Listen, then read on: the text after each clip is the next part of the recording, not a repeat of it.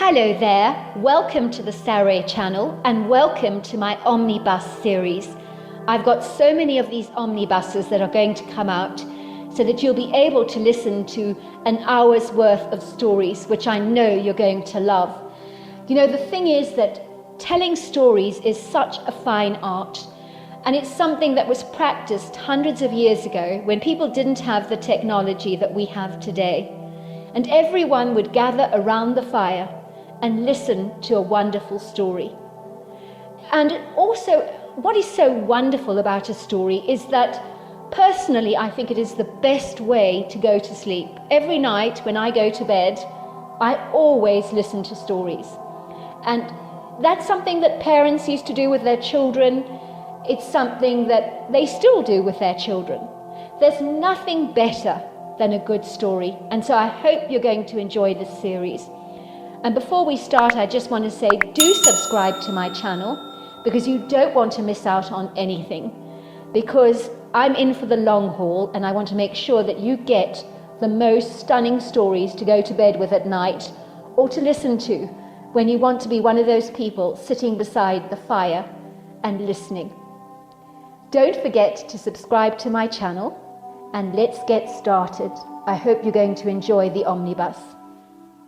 Dear Sarah and all your lovely listeners, my name is Jessie and I grew up in a Tennessee mountain home in the late 50s, early 60s. We lived in a very cosy wooden cabin, made with very mature rounded wooden logs, and the cabin consisted of a kitchen, living area and one main bedroom for my parents, and 2 bedrooms for the girls, and 1 bedroom for the boys. So with so many of us living together under one roof was really quite a tight squeeze. We lived on a very small plot of land, and I grew up with 5 brothers and 8 sisters, so we were very sizable as a family, and life was exceedingly hard for us, as in those days we didn't have a great deal of money. However, we were living in America during the Eisenhower era after the end of the Second World War in 1945. At that time, many Americans saw a great deal of rising affluence that far surpassed other generations, and the economy prospered from lower taxes, balanced budgets and public spending, and it was said that America had a standard of living that no other country could even approach. However, in the rural Appalachian mountain areas and some urban parts of America, there was still a great deal of what was known as invisible poverty, where 25% of citizens suffered financially, and our family would have been included in those stats. What we lacked for in finances we more than made up for in love, because our family was incredibly close, and we rarely looked out for each other. Our home was filled with laughter, love, humorous chatter and singing, and as my parents couldn't afford to buy us toys, the natural world invariably became our playground. And we were resourceful and industrious enough to make our own toys, like we created our own homemade catapults, and we also constructed some ingenious wire cars that we built meticulously, and they were so successful that they inspired us to become innovative in all other avenues of our lives. Growing up, my brothers and I could put our hands together to make just about anything, from a luxurious oak kitchen table for my mum to a barn-sized chicken coop for all the chickens, and a tree house that was big enough for all of us kids that overlooked the magnificent Tennessee views of mountainous valleys and undulating countryside. As for my sisters, they also lacked for nothing. My mother was a dab hand with a sewing machine, so she would make them the most wonderful, lavish-looking dolls with their own unique, expressive little faces that were attired in perfect, rich embroidered garments, done in meticulous stitching, that were much more gorgeous than anything you could possibly buy today. She would create beautiful dolls' faces, realistic-looking hair, sumptuous, opulent clothes, and intricate detail that made my sister's dolls quite literally the envy of every single young girl in town, who would literally dream of owning one of my mother's dolls, and they were made from recycled fabrics, but to look at you would have found that impossible to believe. So having tons of money does not necessarily buy you everything, because there were a lot of rich kids that would have loved one of my mother's dolls. We raised chickens on our land and grew all our own vegetables, and we would sometimes make exchanges with other farmers, like swapping some vegetables for milk, cream, butter and cheese, and so we never really wanted for anything.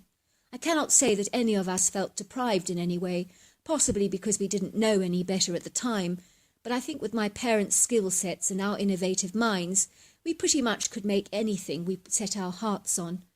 My father worked as an odds and ends man and a jack of all trades in the local town, commuting from one job to another on the back of his mountain bike.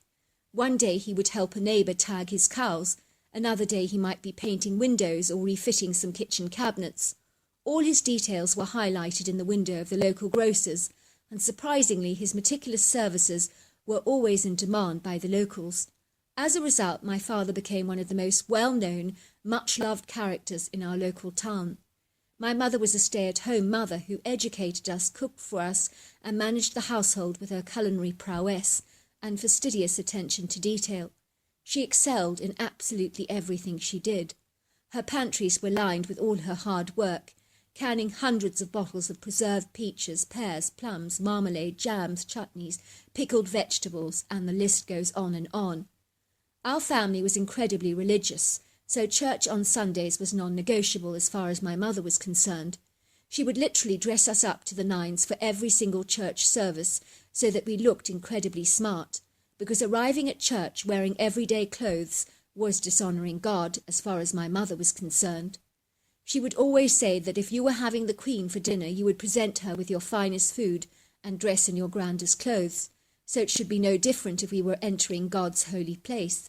She said that the Queen might be important, but God was the man that sat on the great white throne in the heavenlies, so in his presence our clothes needed to be spotless, without crease and without blemish. When things were tough, my mother would even use our old curtains to make our clothes, and her handiwork was so brilliant that we never looked like the poor bedraggled family among the townsfolk, even though we most certainly were. On the contrary, we were always among the most well-turned-out family in town. As kids, I enjoyed church on Sunday because it was an opportunity to congregate with other families and to play with kids our own age, and believe me, that was amazingly fun. Tennessee was a brilliant place to grow up for any kid, because it was so exquisitely beautiful with towering majestic mountain ranges, rolling green valleys, and areas of resplendent green forests, rocky crags, cliffs and ridges, silvery lakes, creeks, ponds and gravel pits. You name it, we pretty much had it all. For a kid it was like being in heaven every day, because there was never an ending area of natural wilderness to explore. The first time I ever encountered a Bigfoot was when I was about only 8 years old. My brother and I had been playing at the creek, and we'd been throwing pebbles by the lake to see who could throw their pebble the furthest and make the least amount of noise in the process. I would liken it to diving championships today, where the neater and the more noiseless the plunge, the higher the score. Our game was exceedingly similar. In other words, the quietest and the furthest pebble scored the highest points. As we were playing, I do remember feeling that we were being scrutinized by a pair of unseen eyes, but as I turned around to look, I saw absolutely nothing. Suddenly, as my brother Billy continued to play, a pebble came flying past us and landed in the water far further and quieter than any of our feebler attempts had been, which made us feel very clumsy and pathetic by contrast. It would seem that some strange invisible force was playing with us, and was beating us in the process, and what's more, was cordially waiting for their turn to play with us. It was all decidedly odd, and my brother and I looked around for our mystery playmate, but once again we heard and saw absolutely nothing. After about an hour we decided to return home, and as we proceeded back on our way to our log cabin, we felt almost certain that we were being followed. Every time we walked, something would walk with us, and when we stopped, it would also stop.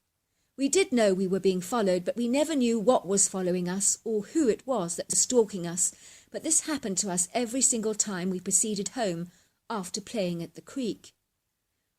Every time my brother and I returned to the creek to play, we would find that something invisible would join our games, but we did not know who or what it was that interceded in our games and showed us up every time by being far superior than us in throwing pebbles from a very vast distance and in a much quieter descent in the water.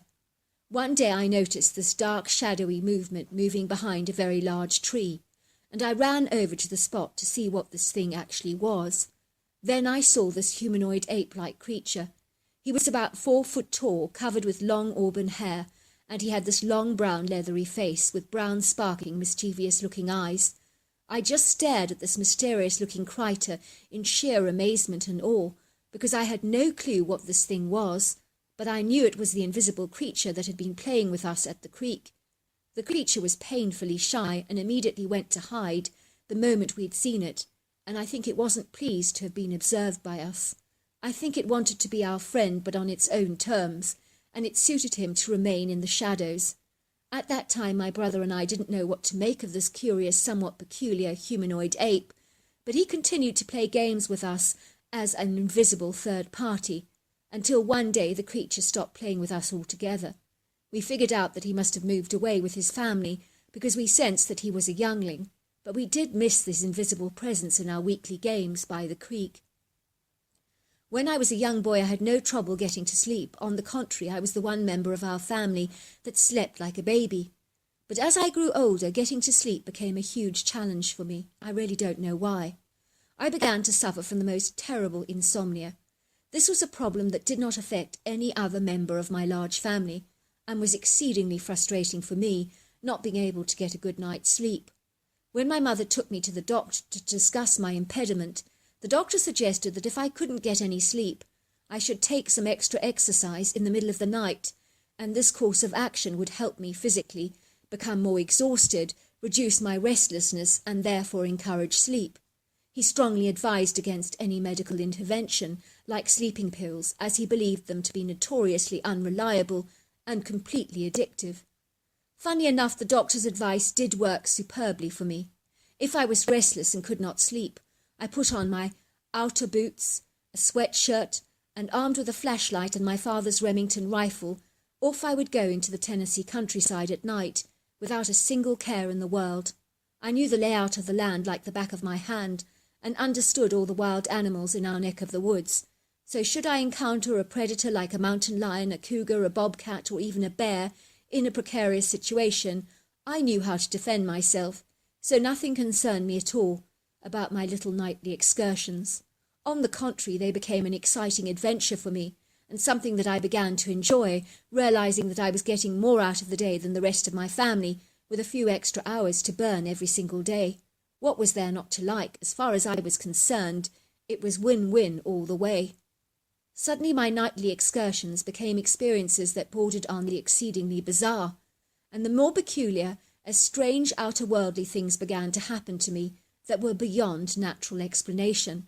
One night I was taking a walk when I saw this 3-year-old girl wearing a pretty light turquoise dress, white tights, tiny white shoes, and she had her curly blonde ringlets tied together in 2 ponytails. She was running deliberately towards the creek. My first thought was, what on earth is a little kid doing running out at this time of night? Why isn't she tucked up in bed? I realized with great trepidation that this poor little girl could potentially drown in the murky depths of the creek. "Little girl," I called, "come back! Please come back!" I cried out. But the little girl failed to respond to my desperate calls, and then to my utter dismay I watched her plummeting into the creek before my very eyes. In alarm, I immediately dived into the water, looking frantically for the girl. And then I found her, and I gathered her in my arms. She felt like a cold, limp, wet rag doll. Very suddenly things began to change, and the little girl's arms grew monstrously huge, and I found myself being deliberately yanked and hauled under the freezing cold water and submerged beneath the tangled roots that lay beneath the watery surface. Suddenly I found that I was wrestling and scuffling with a much more powerful force that was not of this world, and was certainly not a little girl. I found myself staring into the soulless, coal-black, lifeless eyes of an evil old shrew, with corpse-like waxy skin and long black hair that resembled snakes. I knew I was in the presence of evil herself. I've never been so spooked in my entire life. I was so incapacitated by a compounding hysterical fear that I could barely scream, and even though I tried to pray, the words just failed to flow from my lips. All I knew to do in that moment was to physically fight back, with all my strength and with all my might. Finally, after an exhausted, hectic struggle, she let go of me. The only way I can describe that fight was that I felt like I was wrestling a huge block of ice. I pulled myself out of the water, heaving for breath and breathing as fast as I could. I looked up and I saw the little girl in the turquoise dress. She waved at me, and then she had a malicious smirk on her face. She turned around to face the creek and fell over and descended into the watery depths all over again. I stood there watching in a horrified stupor. One thing for sure was I was not going to be diving in after her again. I suddenly saw rising from the water the smoky, misty vapour that whirled in a long funnel shape, twisted, circled and spiralled, and proceeded to morph into this hideously evil, decrepit bag, the one that had tried to drown me earlier. She was hissing, screaming at me, causing my blood to run cold. I just turned around and ran towards our cabin, hardly daring to believe what I'd actually seen. But I knew with a certainty that I had stared evil in the face that night.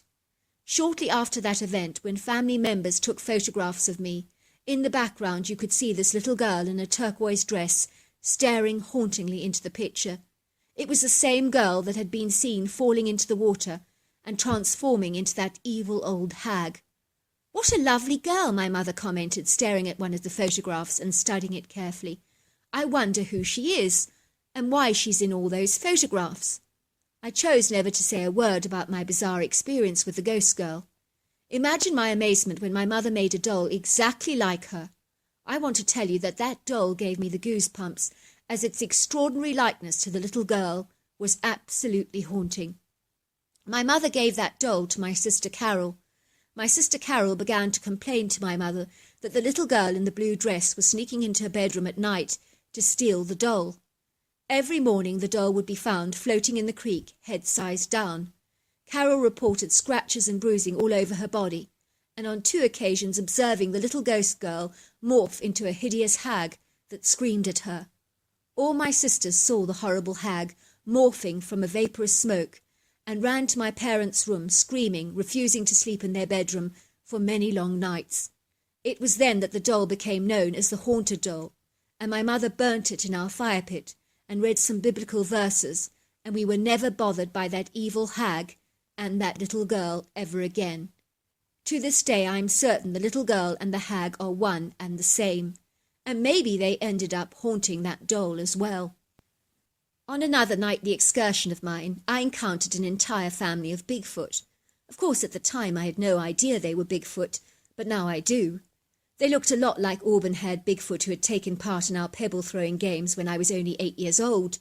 But these creatures were exceedingly different in appearance, so maybe you do get different species of Bigfoots.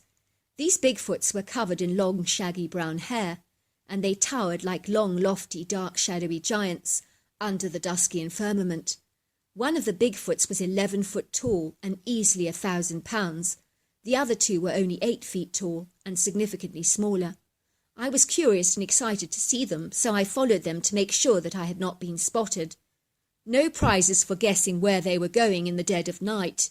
It was to that creek. What was it about that creek, I wondered, that attracted so much nefarious activity? The Bigfoot family all went for a nightly swim in the creek, and they were not unlike humans playing in a swimming pool, the way that they were splashing around in the water. They were chattering to each other excitedly in the strange monkey-like language, backwards and forwards, backwards and forwards, and backwards and forwards to each other. It truly sounded like they were really engaged in a very expressive, interesting dialogue, where I noticed they used their hands for gestures and facial contortions to express themselves. Every time they were happy about something, they would make a low whooping sound that sounded like whoop, whoop. And even when they were chatting, a whoop would crop up in their conversation when something was pleasing to them. The creatures could swim under the water for a very long time, sometimes swimming 2 lengths without coming up for air, which I thought was incredible. They all swam like otters, manoeuvring their bodies through the water seamlessly. I was hiding very close to the creek, lying down on some high turf behind a rocky ridge that gave me an excellent view. I was lucky because there was a glistening full pearly moon and hundreds of jewel-like silvery stars, so the soft illumination made the light on this night quite remarkable. The Bigfoot played a very similar game in the water to our Marco Polo, but they were throwing a small block of wood to each other in the water and running to catch it, and never once did they miss as humans invariably always do. I was astounded and somewhat envious of their masterful dexterity, agility, swiftfulness, and grace.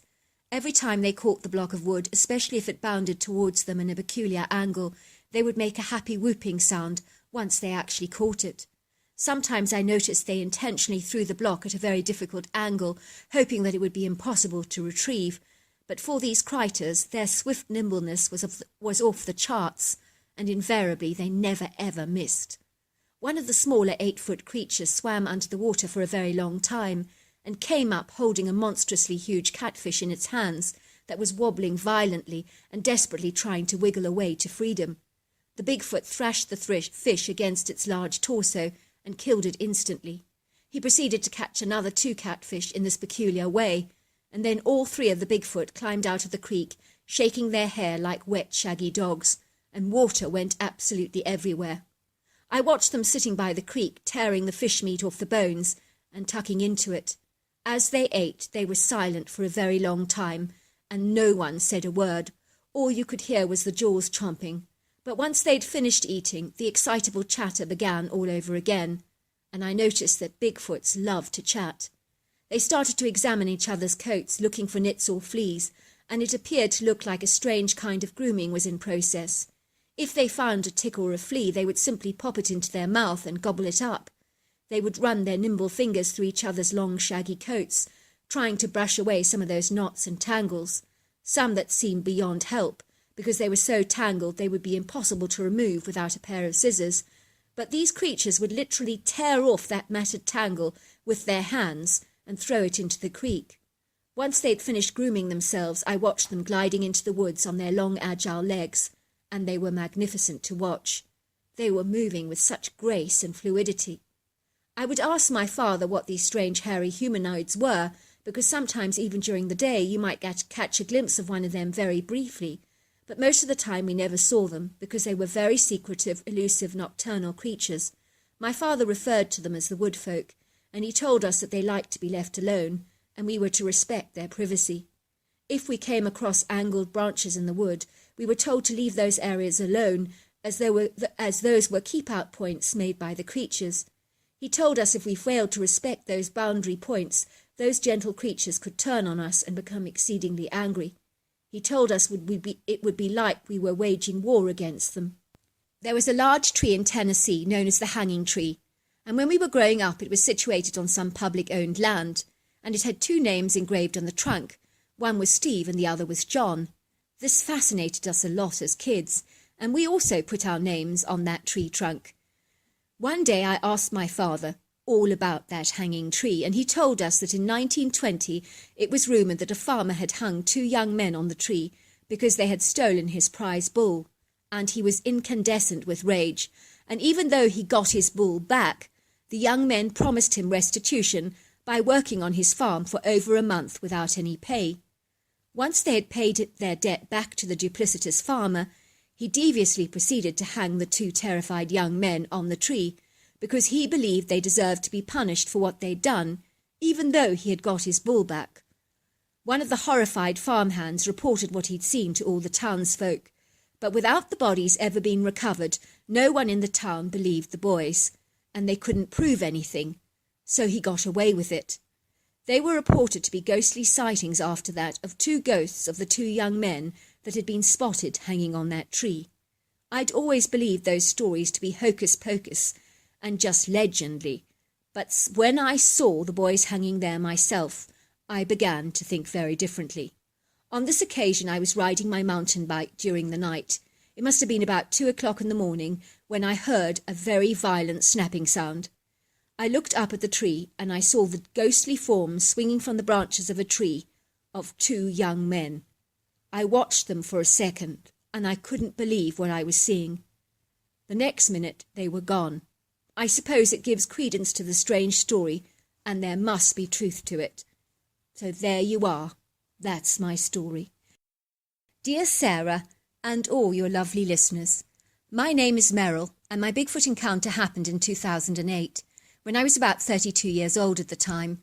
My story starts when I began dating a young Portuguese man called Pedro, whom my parents totally despised.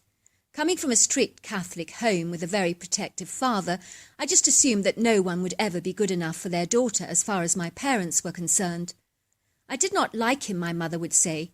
There's something decidedly shifty about him. My father was not shy in coming forward either, about his own misgivings concerning Pedro. I really do believe he is not good enough for you, dear, my father would say. You deserve so much better than him. What's wrong with him, Dad? I would challenge him. I'm not sure, he would say. I just don't like him.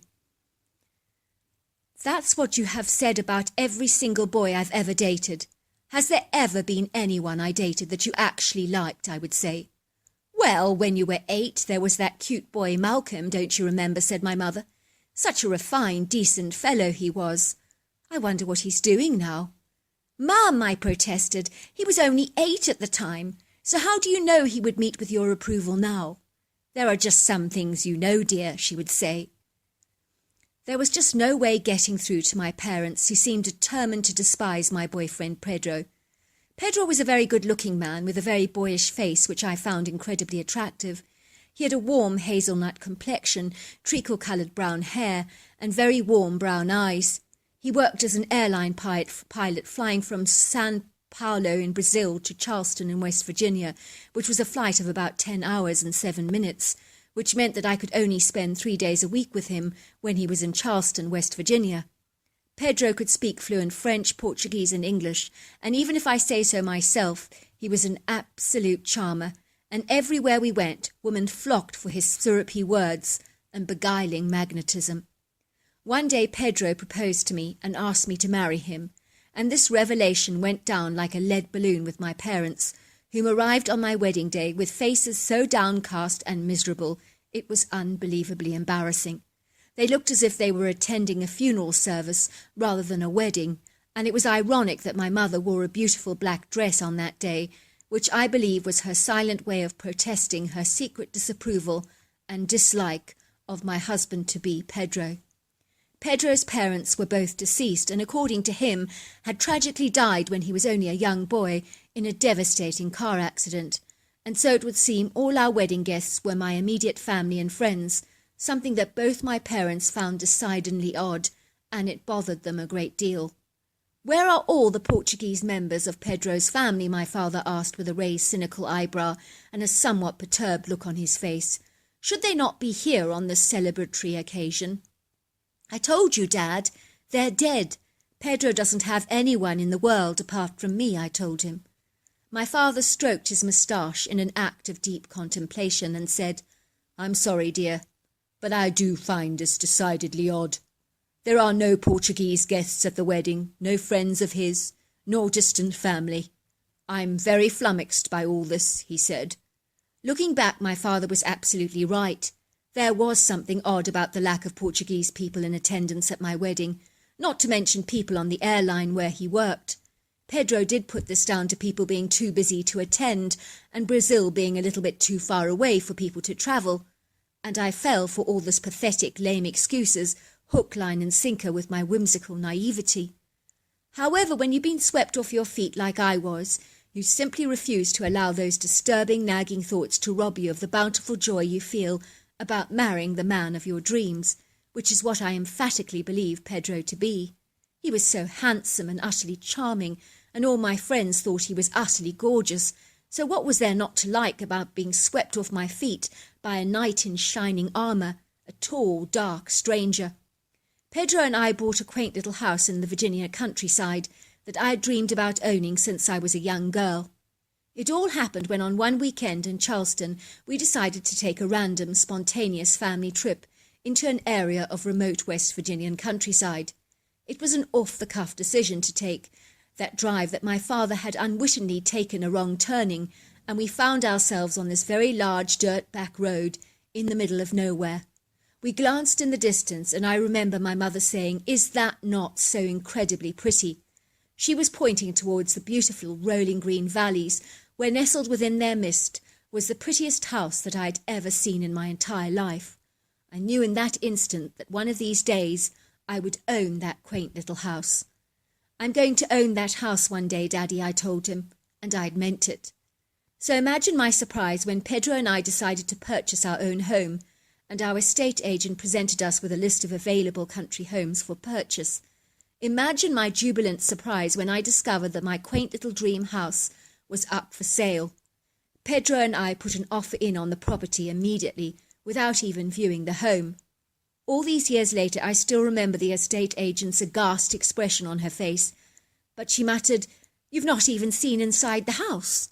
How can you be sure you actually want it?" "I've always wanted it," I told her, "since I was 10 years old." The estate agent smiled at me and said, "For the record, this has got to be my fastest sale ever." And so it was that it did not take long to settle down into our beautiful cottage-style home, which was situated on about 30 acres of land, nestled amidst the emerald green valleys like a precious sparkling jewel, and flanked on the furthest side by vast areas of natural forest that stretched back for miles, some of it that was publicly owned land. The views from the quintessential French cottage windows were breathtakingly beautiful, and truly I was living the dream idyllic life. Granted, there were a few repairs needed around the home, and some general maintenance jobs as well as much-needed coat of fresh white paint, but on the whole the house was in excellent condition, and it did not take much energy to get it into tip-top shape either. For the first year of my marriage, I busied myself transforming my dream home into the idyllic dream home that I wanted, and even my parents, who visited me regularly, believed that my little house was like a sparkling treasure. "I do envy you, dear," said my mother, "waking up to these exquisite panoramic views every day. It's like you're on holiday every single day of your life," she said. "Not to mention all the idyllic wildlife you have here," she said, as she watched in awe as some pretty white-tailed deer scampered into the woods. "I'm a sucker for the beautiful creek over there," said my father. "That place is an absolute treasure. You should get a watchtower erected there so you can watch the animals and birds coming to the water." "How about I build it for you? I do have my ulterior motives, of course, because I'd love to do a spot of bird watching there from time to time myself, if you don't mind." "It's a lovely idea, Dad," I said, hugging him tightly, "and you can come bird watching whenever you want. Go ahead and build that watchtower. You're welcome to do that." Fast forward a couple of years, and things appeared to be going very smoothly in my marriage with Pedro. Even my parents had stopped giving me grief over my husband, having resigned themselves to the fact that he was their son-in-law now, and there was not much they could actually do to change that. Yet I knew in my heart that they never completely warmed to him, nor did they trust him. Credit to them, though, Pedro never ever knew how much my parents disapproved of him, because they always treated him warmly and were very engaging in conversation with him. I did notice that over the last few months Pedro was spending more and more time in Brazil, but he kept assuring me it was all to do with the hectic airline schedules, and I guess I naively chose to believe him. I was working in Charleston 3 days a week at a coffee shop, and I was really enjoying life and making many new friends there. I'd also enrolled in a Portuguese course and was learning the language very secretly. I wanted to surprise Pedro one day by speaking to him in fluent Portuguese, and even my teacher declared me to be an exceedingly fast and keen learner. My father came bird-watching on my property once or twice a week, and he had spotted some very rare and unusual birds on my land, and had succeeded in building a phenomenal watchtower there, which I even used from time to time, as I loved observing the deer coming to the water to drink. They were always so serene and peaceful to watch. Every time Pedro came back from his long flights, he would always appear unusually exhausted, with dark circles under his eyes, and he often seemed irritable, stressed, and very snappy. I was surprised that his flying trips took so much out of him physically. I always encouraged him to relax, unwind, and take a chill pill when he came home, then later to go out into the fresh air and take a brisk walk in the woods, which he invariably always did. One day, as I watched my husband venturing towards the woods for an afternoon stroll, I decided to join him. As I approached the woods, I could hear my husband on his mobile phone, speaking in fluent Portuguese, but in that second I distinctly overheard him say, "I love you, my baby," in Portuguese. I could barely believe what I was hearing. I immediately ran back to my cottage with tears pouring down my cheeks like a deluge of rain. My heart was beating violently in my chest, and I began to feel overwhelmed by this impending dread. I could not take back what I'd overheard in those woods, and his words to another woman haunted me. Somehow in my gut I knew that my husband was cheating on me. This revelation was like a huge electric lightning strike that struck me like a befuddling bombshell. I knew I needed to find answers and also confront this woman, whoever she was. Maybe she didn't even know my husband was married. I chose not to confront my husband about what I'd overheard, because if I had done so, things could have gone horribly wrong. I didn't want to be the suspicious kind of wife, as you can imagine. The following morning, when my husband was flying back to Brazil, I joined my father in the watchtower that overlooked the pretty creek. He appeared to be very excited about an unusual bird he had just spotted perched on the willow tree, and he was pointing at it to me with his hand shaking in excitement. "That is a Saroyan warbler," he said. "Listen, can you hear that buzzing sound it's making?" My father handed me the binoculars, and I watched the sweet little bird singing. "Dad, I need to tell you something," I said. "Go on, dear," he said. "I'm all ears." I proceeded to tell him all about my husband's strange phone call and how he'd told someone in Portuguese, "I love you, baby." "Am I just being paranoid, Dad?" I asked. "Could I be barking up the wrong tree? Could I have misunderstood him?" My father looked at me intently for a moment, his stern blue eyes fixed on me. "It's all very odd," he said. "I've never told another woman I love them apart from you and your mother. It would seem Pedro is hiding something." My father took me into his arms and assured me he would sort everything out. "It's all going to be all right," he told me, wiping away the tears that were pouring down my cheeks. "I don't want you getting upset until you know what's going on. I'll get a private investigator onto the job as soon as possible," he said, "and keep you posted. I'll get him to follow Pedro in Brazil to find out what he gets up to when your back is turned." "Thanks, Dad," I said. Not once did my father turn around and say, "I told you so, you married a rotter," which I can assure you my mother would have done. "It's all going to be all right, whatever happens," he assured me, kissing me on the forehead. That day I remember being in such a frantic state because I was so terrified about what the private detective would finally uncover. Was my husband having a steamy affair with an attractive Brazilian air hostess? This horrendous thought gnawed away at my stomach like a dog on a bone. I knew I needed to calm down and relax. These dismaying thoughts were really affecting me, and the one thing that calmed me was to take a long brisk walk in the woods, and so that is invariably what I did. I will never forget that day as long as I live, because it was the strangest, most peculiar day of my entire life, a day that will be seared on my life like a tattoo that cannot be faded. As I entered the woods that towered with all kinds of magnificent trees, from slippery elms, sycamores, and eastern white pines, I found myself immediately relaxing and appreciating the breathtaking beauty of the scenery that I was observing, and I was enjoying it all. I remember telling myself that whatever I was to learn about my husband Pedro, good or bad, how could I ever be sad, surrounded by such marvellous beauty, and living in such a spectacular part of the world? If it transpired that my husband was indeed cheating on me, well, I would worry about all that later. But now I would concentrate on living and enjoying every single second and moment of my life. Besides, it was such a useful, wasteless endeavour, allowing myself to get beat up about something that was totally out of my control.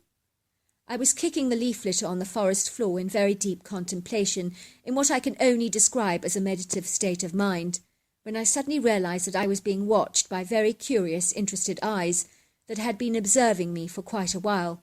It was as if I was being read like a book. That is the only way I can describe it to you. I glanced up to find myself standing yards away from the most extraordinary, imposing life form that I've ever seen in my entire life. Never in my wildest dreams would I have ever imagined getting close and personal to such a wild creature like this.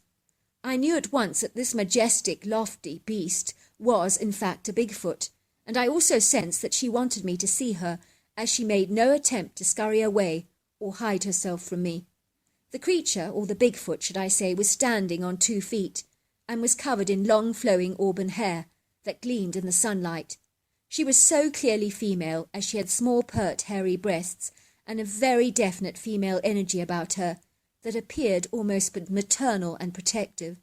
It was a loving, all-embracing kind of energy that was so palpable that I could actually feel it.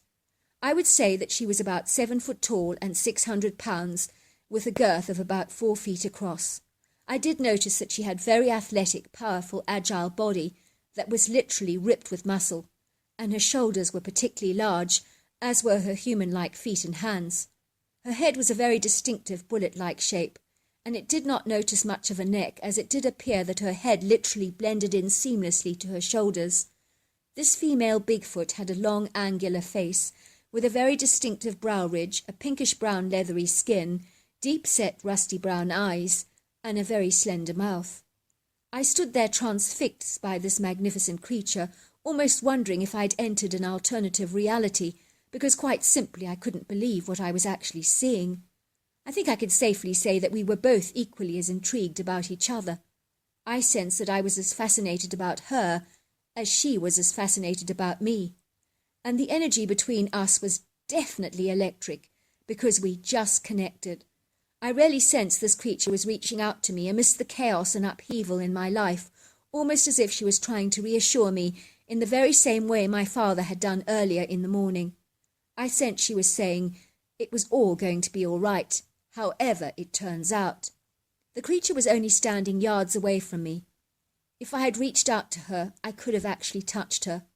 I just remember looking into those warm brown eyes, and although the creature's lips did not move, I sensed her eyes were smiling at me.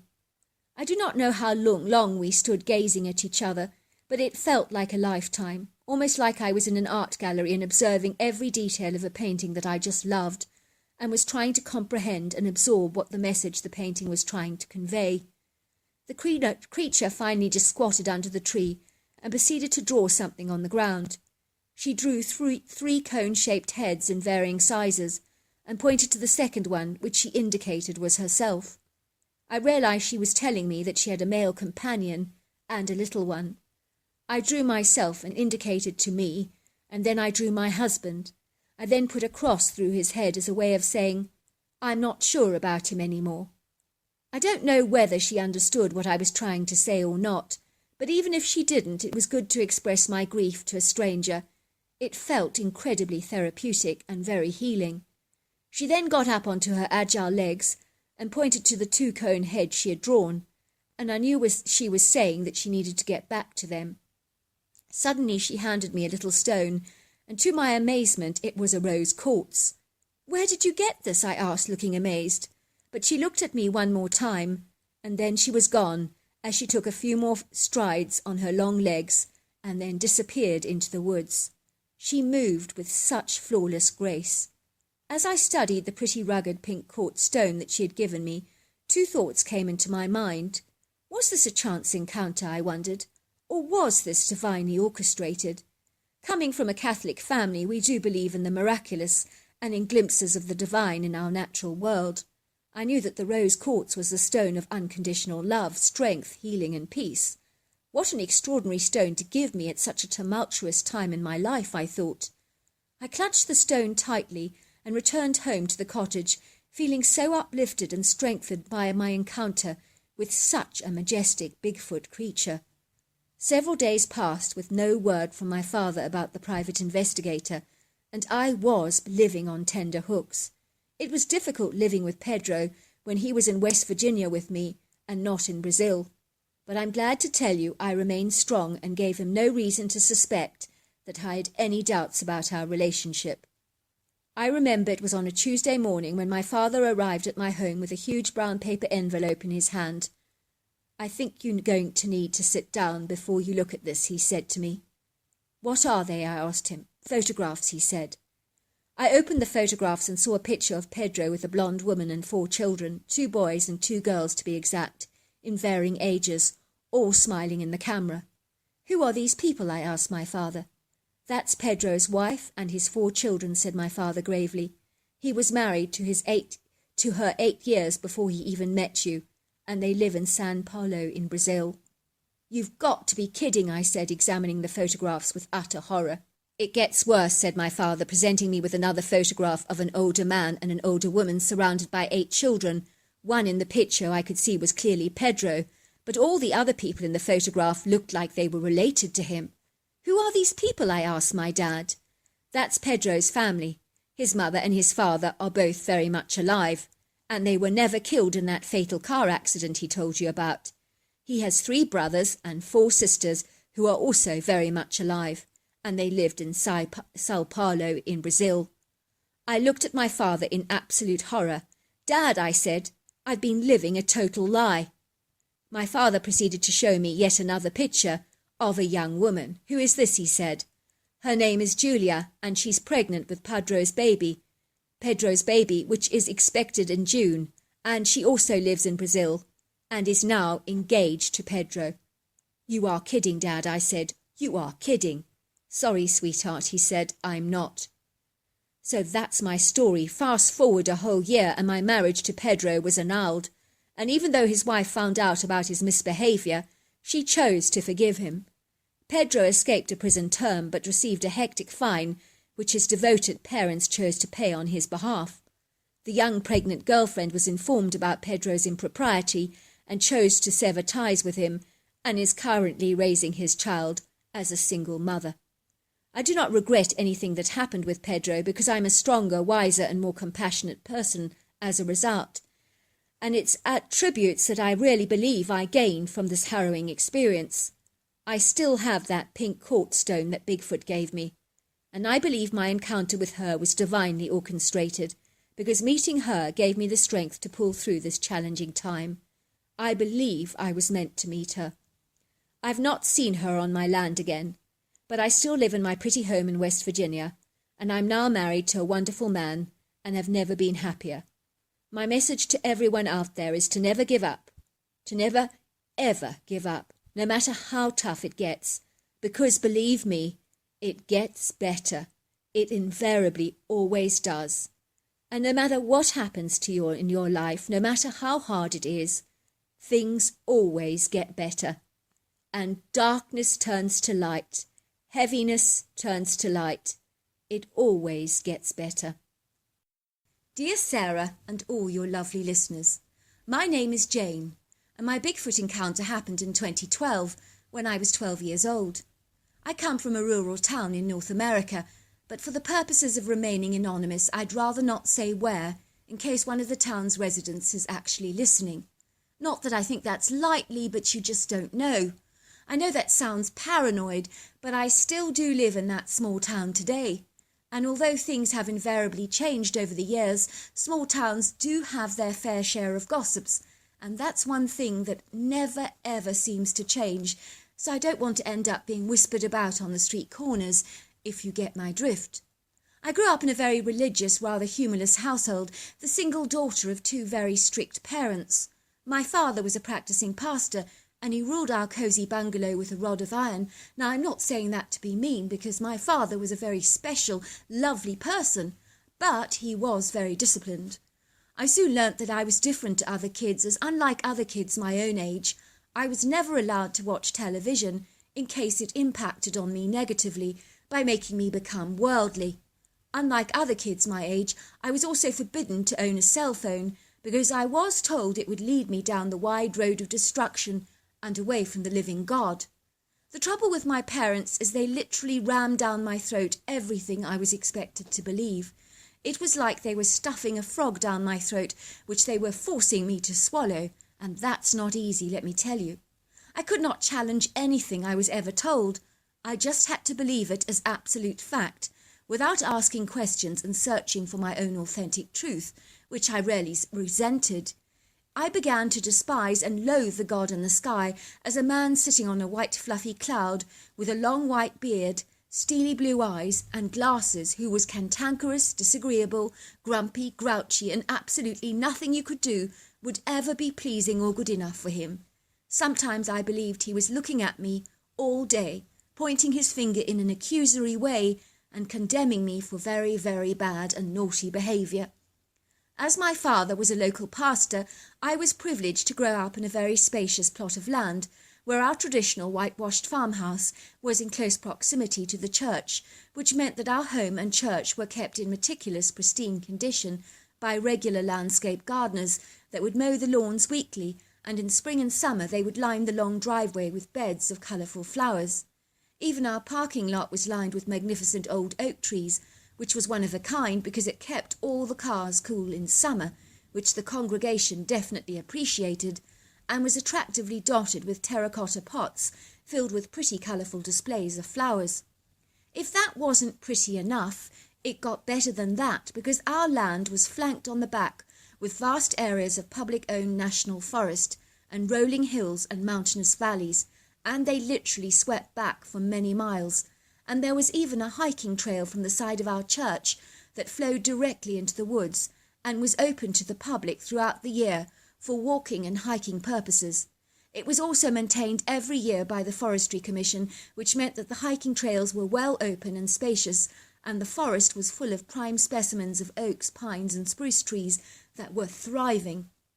We were lucky because there was an abundance of white-tailed deer that would frequent our property regularly, and we would see them in the early evening tottering to our pond, which was in close proximity to our wooden deck, and we loved and adored watching them in the early evening darting around our land. On some occasions we even saw other animals, like a rogue black bear from time to time, and even a mountain lion or a bobcat, and believe me, I would find such sightings absolutely thrilling. One day my father had a visit at our home from a frantic-looking woman who was in her early 30s, and he brought her into our house because the church was being renovated at the time, thanks to generous donations from our congregation, who believed the church needed a makeover.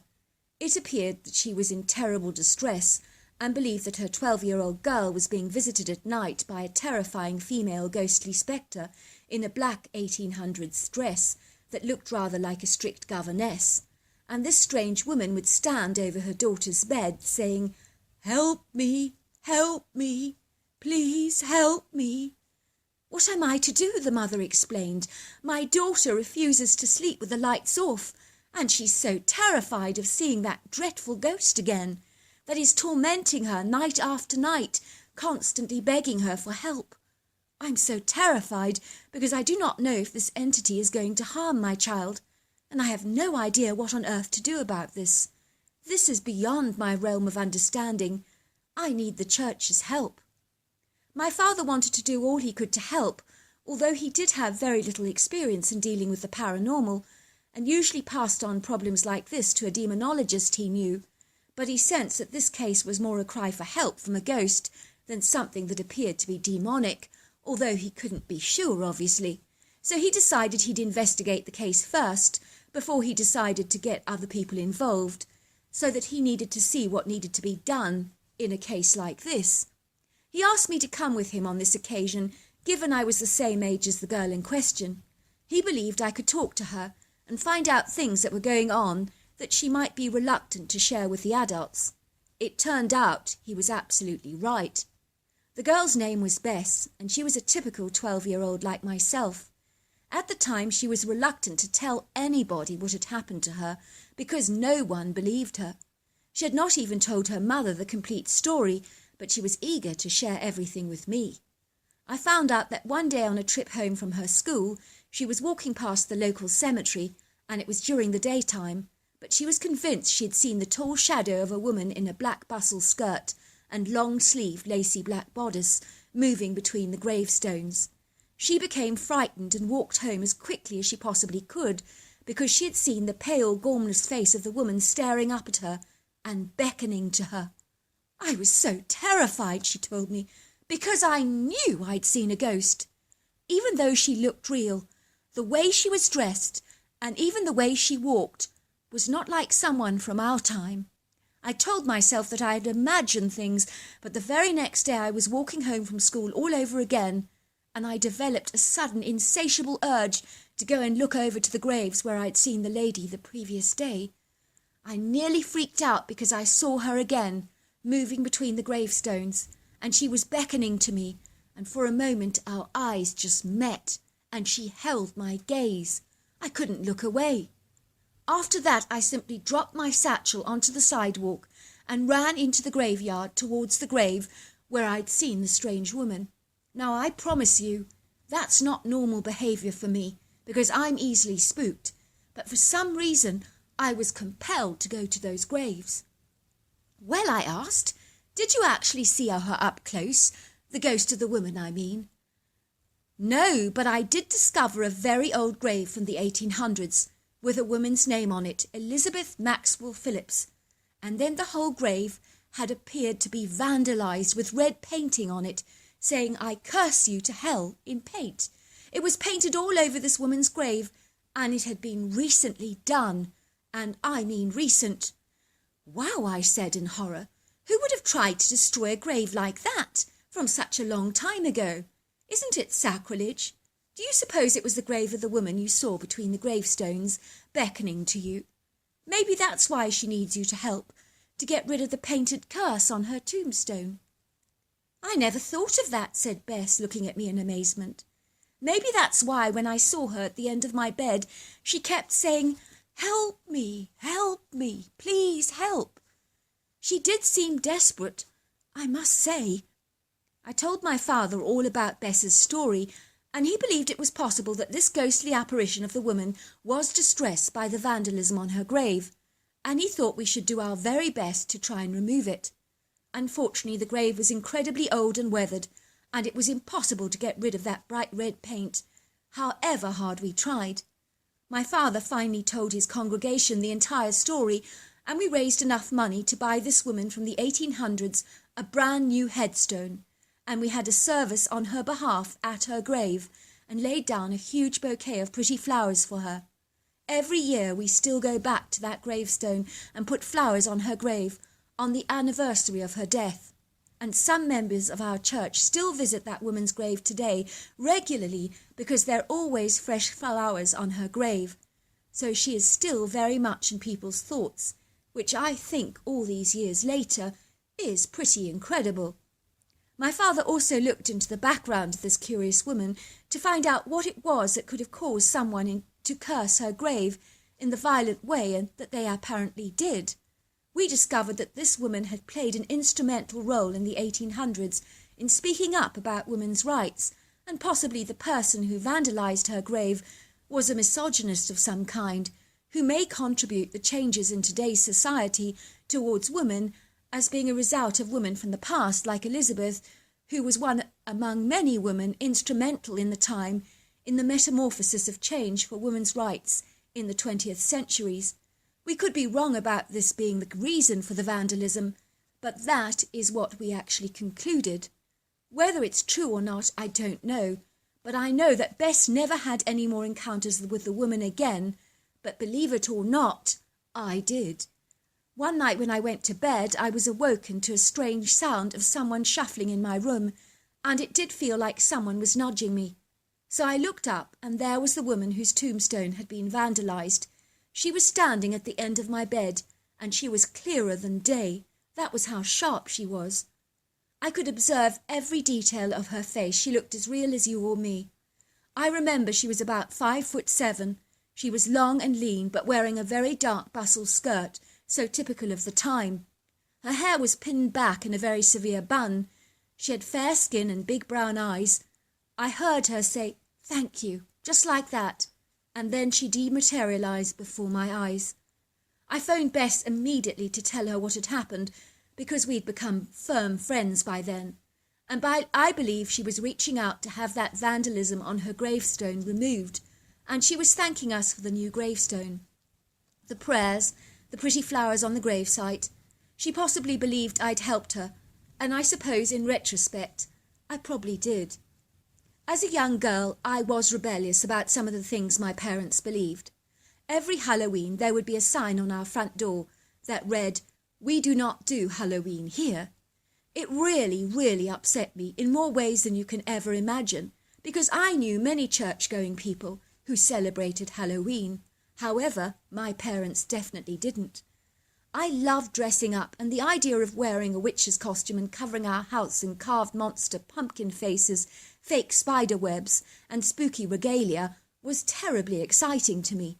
All my friends at school were getting so caught up in the excitement of Halloween, and I felt incredibly left out, because my parents described Halloween as the devil's holiday, so there was no trick or treat for me, I can assure you. I completely disagreed, and believed my parents were being incredibly unreasonable. But one day I hatched a brilliant plan. I had 4 girlfriends who all came from very strict religious homes like myself, and who had parents that were equally as adamant that they would not be allowed to celebrate Halloween in their own homes. These children were equally as disenchanted and unhappy not to be engaging in all the exciting festivities that Halloween naturally brings to the table. I asked my mother if I could have my friends over for a sleepover and pizza, and I think she did actually feel sorry for me and a little guilty because she finally agreed. "Well, at least you're all in the same boat," she said. "Parents that won't let you celebrate Halloween. But believe me, one day you'll actually thank me." I made a face behind my mother's back because I thought my parents were boring and pathetic and just taking their faith way too seriously. Did God have no sense of humour or fun, I wondered? Bear in mind that all my friends staying over at my house for a sleepover had never ever been allowed to celebrate Halloween for a day in their lives, and we all decided that this year things would be incredibly different. My friend Jenny had hired 4 Halloween costumes for us, and we had brought sweets and snacks. We were planning to have our own Halloween celebration in the woods, where the hiker trail is on my land. We would slip out during the night after my parents had fallen asleep, and we didn't even need to use the front door because I was fortunate enough to have a large sliding window in my bedroom that gave us easy access in and out of doors, and it was only 3 feet off the ground. We would also stuff our beds with pillows in case my parents looked in on us so that it would look like we were all very much asleep. It was a trick that had worked well for me in the past and had never once let me down. Fast forward to midnight on Halloween, and my house was literally filled with the sound of silence, apart from the excited whispers from me and my 4 friends, who were counting the minutes until the witching hour. And for us, the excitement level was off the charts because we were doing something that would horrify our parents if they were to find out. It was so exciting dressing up in witches' costumes and putting on green lipstick on my face, an ugly black mole, very white makeup and thick black eyeliner. We all looked amazing in our Halloween costumes, even if I say so myself, and when it was midnight we quietly slid out of my bedroom window and climbed out very carefully, taking care not to make any noise, and we wore headlights on our heads and gathered our bags of goodies as we ran into the woods, sprinting down the hiking trail as fast as we possibly could. As we entered the woods, we found it to be unusually quiet, which was a little unsettling, but that was all right because tonight was all about being very scared. That's what we wanted because it was Halloween. We heard no crickets, frogs, or even owl calls, as it was incredibly still, and although none of us expressed any anxiety, I think we were a little bit on edge, as we did feel something was distinctly off, but no one was prepared to admit that. We could see clearly because thankfully the forest canopy was open enough to allow the moonlight from the pearly white moon and silvery stars to send pretty shafts of light onto the forest floor. We managed to find an open clearing where we laid down a cloth on the ground and prepared a midnight feast that really was designed to celebrate Halloween.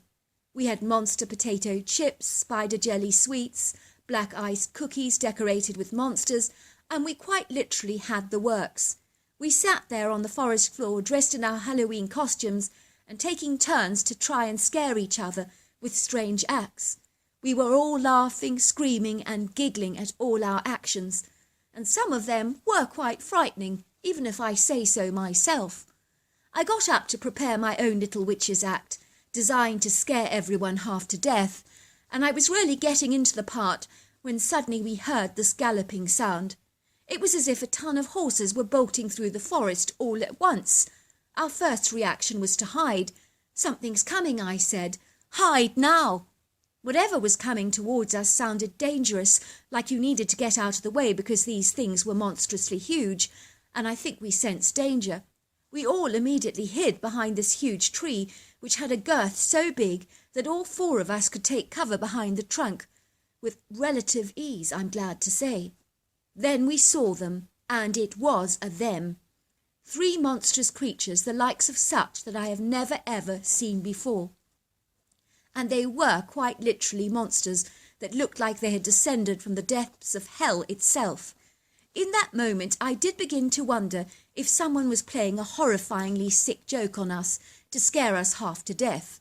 I looked at my friends suspiciously, examining their expressions to see if they were showing any signs of giggling, which would be clearly evident if they were trying to suppress any giggles. All the white faces of my friends were a picture of absolute horror, so what we were seeing was clearly authentic and was not a prank. They were as shocked, appalled and horrified by what we were seeing as indeed I was. I studied the creatures clearly from where we were hiding, and then I realized very suddenly that they were Bigfoots. I had seen television coverage about these creatures before, and my father had assured me that it was all fictitious and there was no such thing as Bigfoot. But he was wrong, as he was about many things. I was in no doubt that we were staring at Sasquatches. These hairy humanoid giants have got to be the most terrifying creatures I have ever seen in my entire life, because they were utterly colossal. I think that's what got me the most, is the sheer size of these things. They were burly, wide and thick. I would say they range between 8 and 10 feet tall, about 4 feet wide, and between 800 to 1,000 pounds, and that's not exaggerating. They were covered in black thick hair and had cone-shaped heads that literally blended in seamlessly to the most monstrous bulky shoulders that you've ever seen in your entire life. Hiding there behind the tree, I felt equally as frightened and intimidated as I think I would possibly feel if I was in close proximity to a rhino or a lion, especially if they were sniffing around me. These creatures were on a par with those major dangerous predators, and I'm not joking when I say that either. They also did smell foul, like garbage, death and decay. The largest of the Bigfoots was sniffing the air, and I realized suddenly that he was smelling us. I was trembling violently, my heart was thumping and pounding in my chest, and I was incapable of making a decision in that moment. Should we hightail it out of the forest as fast as we could, or should we just stay still and hope with all our hearts that these creatures didn't notice us? The Bigfoot stumbled across our cloth, and he picked it up off the ground and scattered all our picnic goodies all over the forest floor. When he lifted the cloth to his nose, he let out the most terrible thunderous roar that went right through us. Truly, my whole body vibrated under its noise. He then proceeded to shred our cloth into pieces as if it was nothing. Now that is difficult to do. He lifted up some of the jello spiders, smelt them and threw them across the forest floor with a look of total disgust and revulsion on his face. He clearly did not appreciate jello spiders. I knew the creature sensed our presence because he was roaring and thumping his chest violently and clearly expressing his extreme dominance. The other two creatures began to roar, as if inspired by his lead, and I began to feel as if I was in a lion's den. "We have to run," I whispered to my friends, "because those creatures, they're going to kill us." Carol looked at me in terror. "I can't run," she said. "I'm shaking so much, and I feel as if I've got no strength left in my body. You can't make me run." "But we have to run," I said. "They're going to kill us." Suddenly we just started to run. There was just no word for it, we just had to run. And then we heard these monstrous heavy feet thundering behind us. I could sense something grabbing me from behind. But he'd got hold of my huge witch's hat, and thankfully not me. I continued to run faster than I've ever run in my life, and I looked back ever so briefly to see the creature studying my witch's hat, as if he was trying to make sense of the long triangular funnel shape, and the distraction was giving us a distinct advantage as far as our escaping was concerned. I even saw the creature attempting to put my witch's hat on his head, and it would have been funny if we weren't just so terrified. "Throw your hats on the ground," I instructed as we ran. I saw my friends throwing off their hats, and I could see the dark, hairy, humanoid creatures running towards the items and examining them with a curious interest. The distraction appeared to be working, and it gave us enough time to get back into my bedroom window. We were panting and breathing heavily because we were so out of breath. We could see the Bigfoots moving towards my house, but they were not in any rush and appeared to start walking slowly, and they were caught up in a discussion about our hats. We could hear them chattering backwards and forwards to each other. It was like they were passing the hats around and examining the shining material and sparkling bling, especially the princess silvery crown Julia had been wearing. The hats became an earnest topic of interested conversation among the Bigfoots, and they began to chatter excitedly among themselves and turned around, walking back into the forest, holding all our hats as if they were trophies of some kind. I really believe our strange hats were such a powerful distraction and diversion that they completely forgot about us. I don't know whether they would have actually hurt us or not, but they certainly scared the living hell out of us. And after that event, we were quite happy to spend our Halloweens eating pizza and having an early night. I think even my parents wondered why I never made a fuss about Halloween ever again. So there you are. That's my very peculiar story. But I never ever told my parents about my Bigfoot encounter. But let me assure you of this. Those creatures are indeed real, because I've seen them myself. They're probably out there in the forest right now, as I speak. I have been told by people who know more about Bigfoot than I do that the creatures that I encountered were just being territorial and probably would never have hurt me. Maybe they're right. But over the years, my father and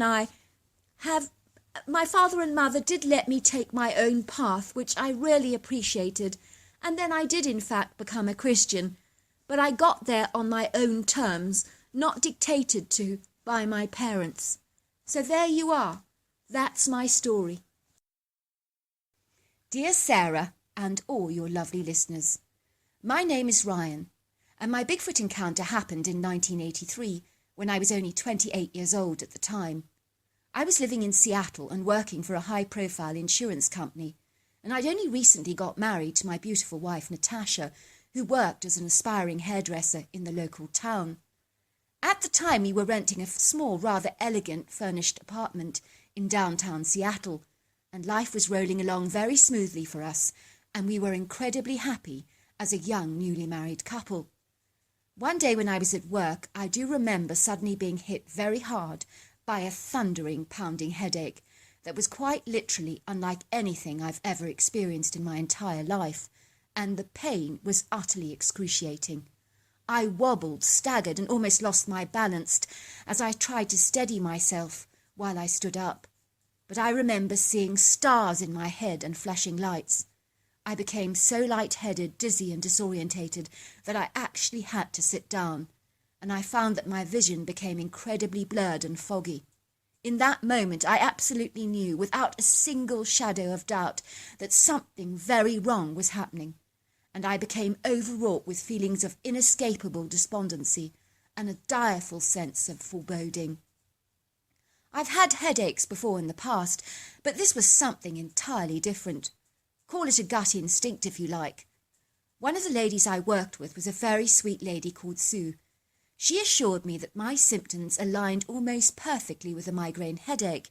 She had suffered from migraines for absolute years, and they were so debilitating and could make you very sensitive to bright light.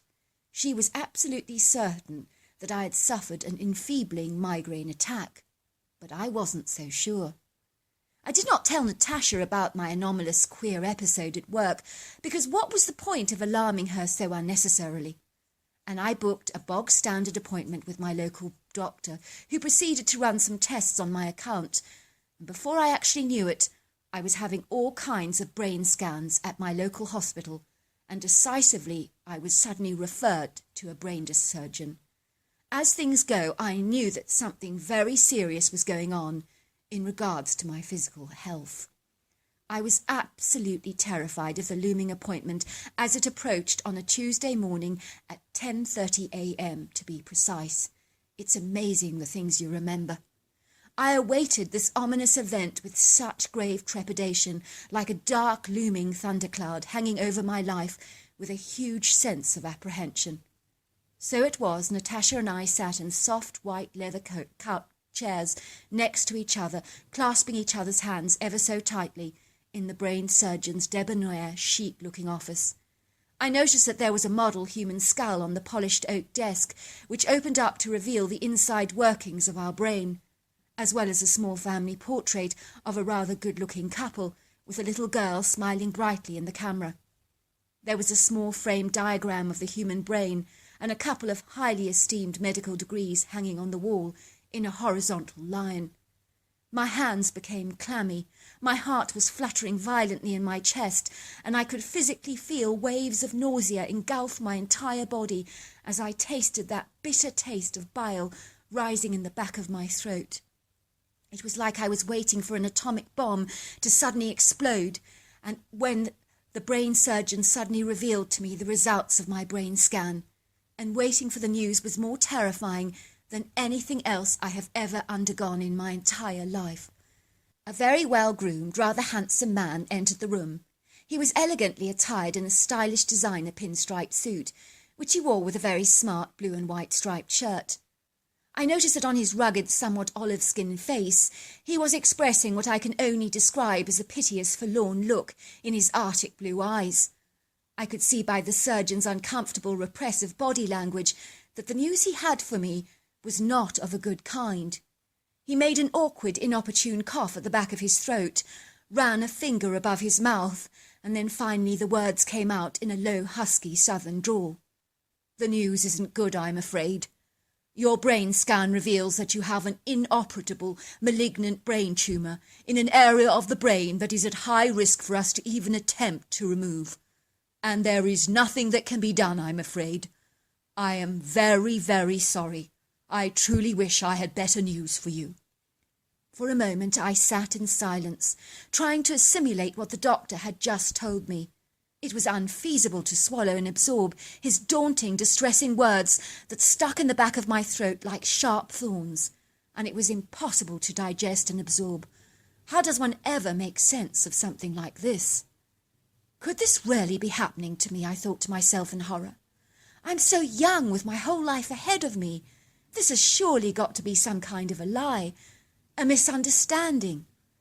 "Are you sure about this, Doctor?" asked Natasha, her eyes suddenly brimming with tears that came flooding down her face like a heavy rainstorm, and finally she was choking, spluttering and sobbing, unable to restrain her emotional outburst.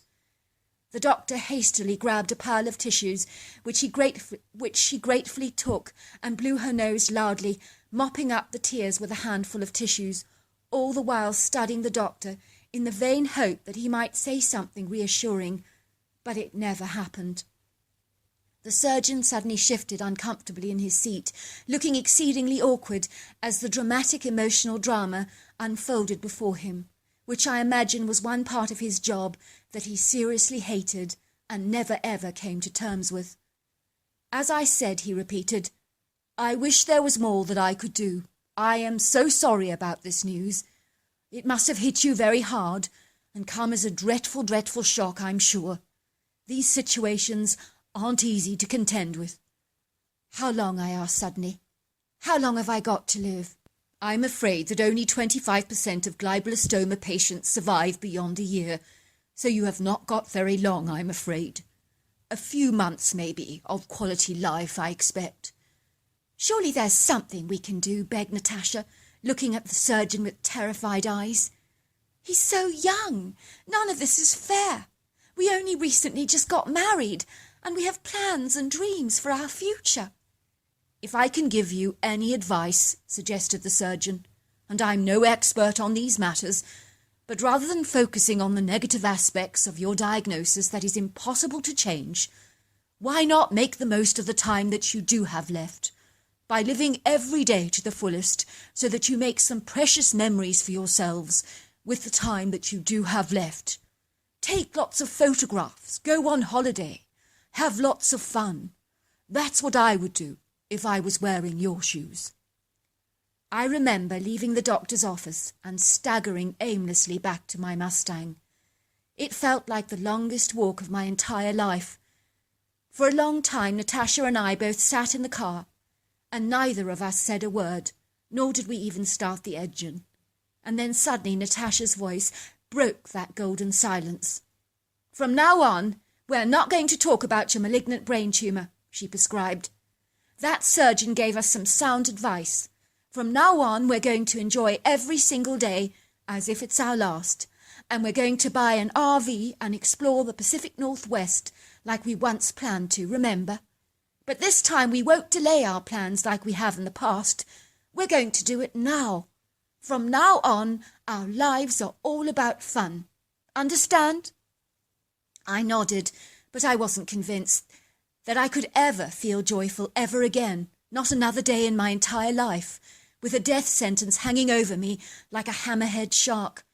But poor Natasha was trying so desperately hard to be positive and struggling to put on a brave, courageous face. I just didn't want to let her down with my overindulgent self-pity. Fast forward a couple of days and I'd resigned from my job at the insurance company where I worked, much to the surprise and shock of all my work colleagues, including my boss, who could not make any sense of my impulsive decision to resign. Natasha had given her notice to the hair salon, which was amazed because she had been making startling and very promising progress. The good news, of course, if there is any in these monumental, bleak kind of situations, that upon hearing about my dreadful, catastrophic prognosis, Natasha's affluent father had kindly brought us a beautiful 16-foot 1980s Winnebago bumper pool camper and given us a generous amount of money, as he was an exceedingly wealthy man.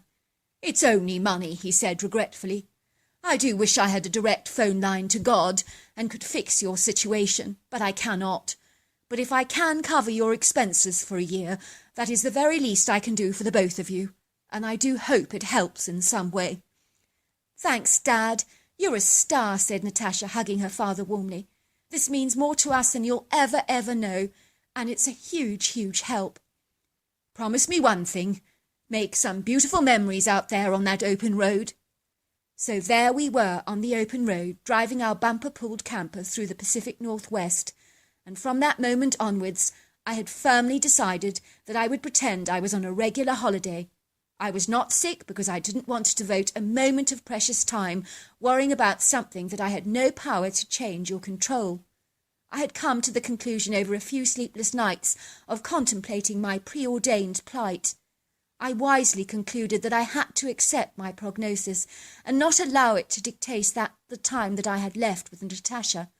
I wanted to make the most of every single day, and I didn't have the luxury of time to indulge in denial, to negotiate with God, to get angry, bitter, or feel sorry for myself. I had to bypass all those stages that most dying patients invariably have the luxury of going through. In my dire situation, I had to fast forward to acceptance straight away, because time was frankly not on my side. We decided that we would drive from Liberty Lake State Parkland in eastern Washington. Then we would drive southwards into Oregon, and then eastward into westernmost Oregon, and then finally drive to eastern Oregon, which we worked out would take roughly about 2 months to complete. One day we discovered a very remote camping spot in western Oregon that was right off the beaten track. It was quite literally in the middle of nowhere, and was such an auspicious find. For us it was like discovering the most precious jewel in the middle of the crown.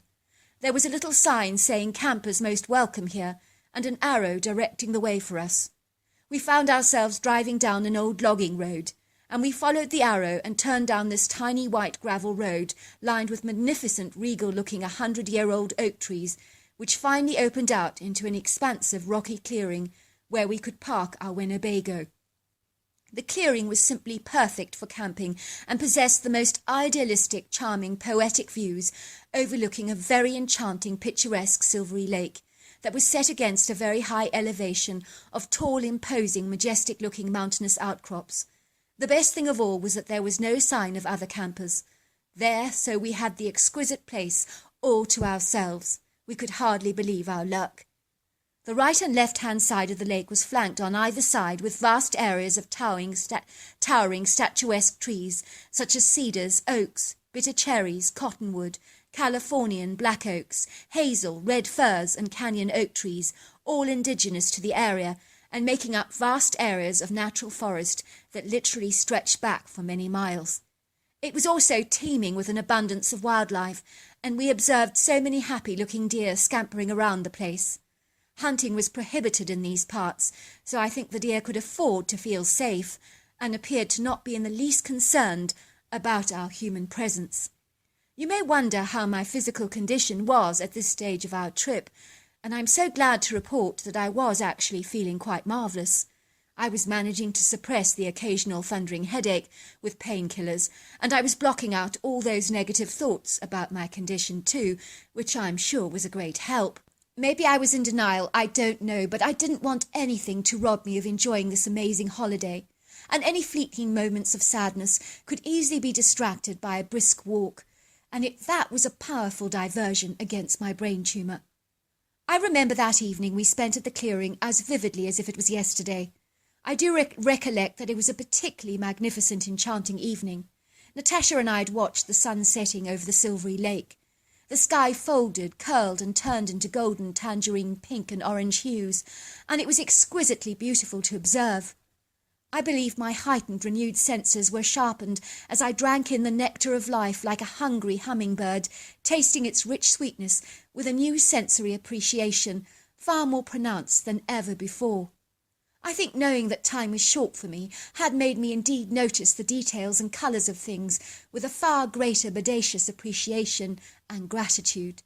"It's mesmerising," I whispered to Natasha. "The sunset is utterly mesmerising."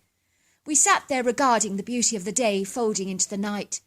Soon the day had all but retreated, and the dusky night was birthed. It wasn't long before the night sky wore her twinkling medallions with prideful showy aplomb, and we were embraced by the jewel-like silvery stars and the golden glaze of a pearly-white moon. Natasha and I sat drinking hot cups of chocolate and staring in the great firmament and pointing out the constellations in awe. Suddenly, in that moment, we saw a woman in a flowing white dress walking towards us. "Where did she come from?" asked Natasha. "I didn't hear her car drive up the clearing, did you?" "No, I can't say I did," I admitted. "All I've been hearing are the frogs and the crickets and the sounds of coyotes in the distance." "Hello there," came a woman's voice. "I do hope I'm not intruding." "Of course not," said Natasha. "Do come and join us for a warm cup of hot chocolate." "Now you're speaking my language," said the woman, smiling, as I found her a spare folding chair and handed it to her, along with a piping hot cup of chocolate, which she began to sip gratefully. "My name's Mary," she said, sitting back comfortably on the chair. "Isn't it a perfect night? We were just admiring the sunset a while earlier. I think mesmerising was the word my husband used," said Natasha, smiling warmly. "So eloquently put," said the mysterious lady. "The sunsets around this part of the world are utterly mesmerising. That is a very good word to use indeed." "Where are you from?" I asked curiously. "Do you live in these parts?" "Look," said the woman, pointing suddenly towards the lake. "Do you not love how the water glistens in the moonlight and reflects all the trees and the stars so flawlessly?" "It is beautiful," I said. "Our bodies are verbatim, indisputably seas of water, just like that lake. They always reflect our thoughts," she said, "and they're like mirages of our inner world." "What a strange thing to say," I observed. "I've never heard of our bodies described like that before. But I do know that our physical bodies are made up of water, exactly like you say." "I'm only stating the obvious," she laughed cheerfully. "It's just how the nature of things just is." I studied the woman with a keen interest. There was something about her that was ethereal, assomatous, and outer-worldly, yet I couldn't put my finger on exactly what it was about her that gave me that impression. I would say at a guess she was roughly 30 years old. She had a very opaque, fair skin, cheerful bright blue eyes, wavy shoulder-length silvery blonde hair. I observed that she was wearing a fragile, very elegant dress that almost floated above her delicate ankles, and the fabric was very translucent and pearl-like, with an exquisite sheen that I've never seen before in fabric. "Tell me how you've both been," she asked, in a way that you almost think she'd have known us forever, which was peculiar because she'd only just met us. "Well, I've been better," I said, not knowing what on earth possessed me to be so blatantly honest with such a perfect stranger like this, who didn't even know me. "Those were not the words I was hoping to hear from you," she said, looking dispirited. "You should have said I've never been better." "Yes, but that wouldn't be the truth, would it?" I said. Again I was surprised by my extreme frankness and honesty. "Truth," she said. "Now, what is truth? That's a very interesting question, and far too underrated. We all make our own truth with the words we express and the things we say and we declare. Your body is made up primarily of water, and it's like that lake over there," she said, pointing to the water. You can speak to your own inner lake with your words and miraculously transform how that lake looks, she reflected. Every cell of your body is like that vibrating lake out there. It's a pool of vibrating water that mirrors our inner world.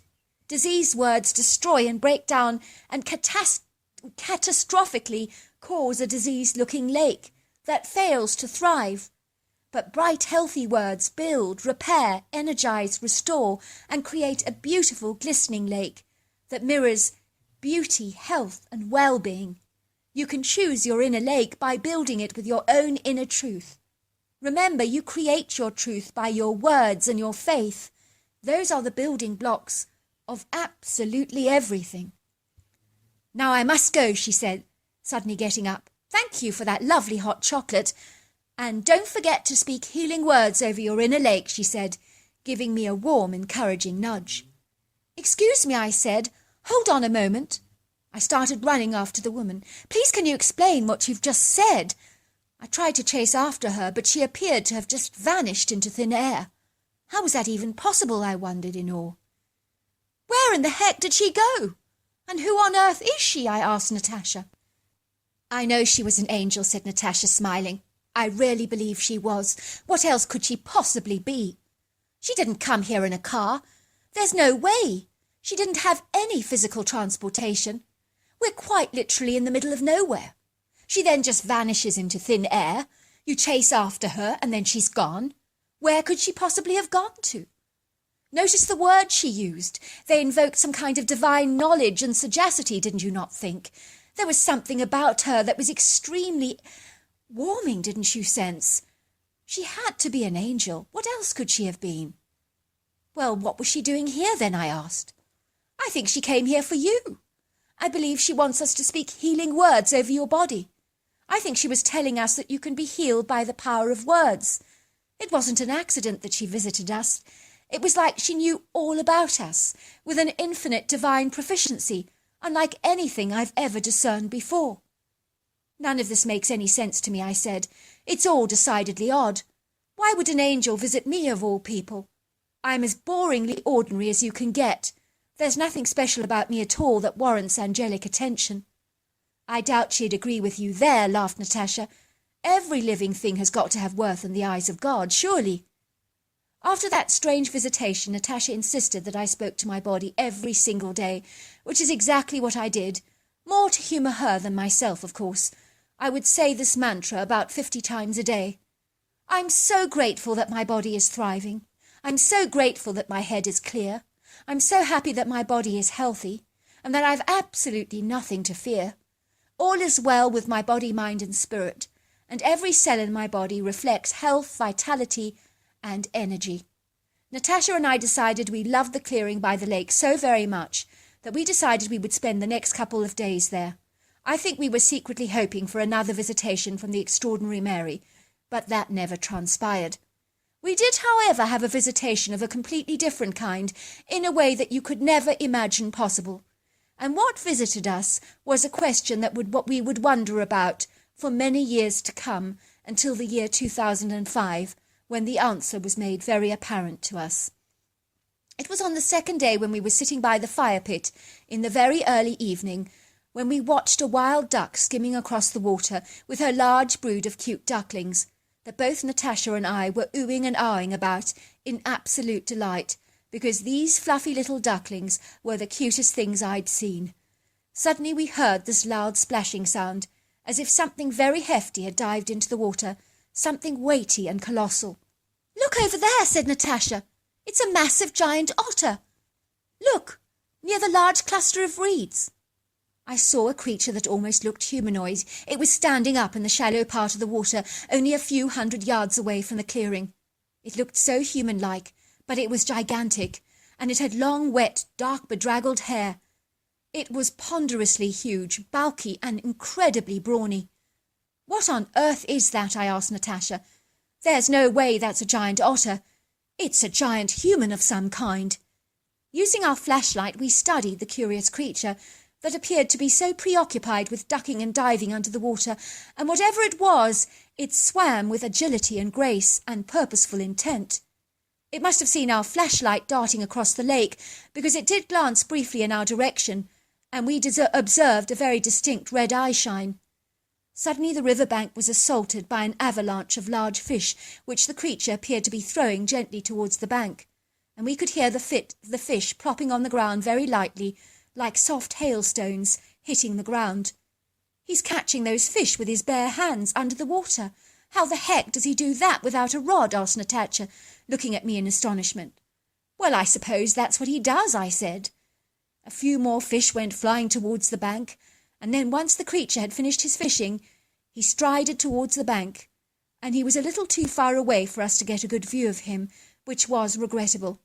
I was about to express my reproach for not getting a good view of the creature, when suddenly we heard heavy feet striding directly towards us, and there he was, standing yards away from us, and in one hand he had 15 large fish all tied together.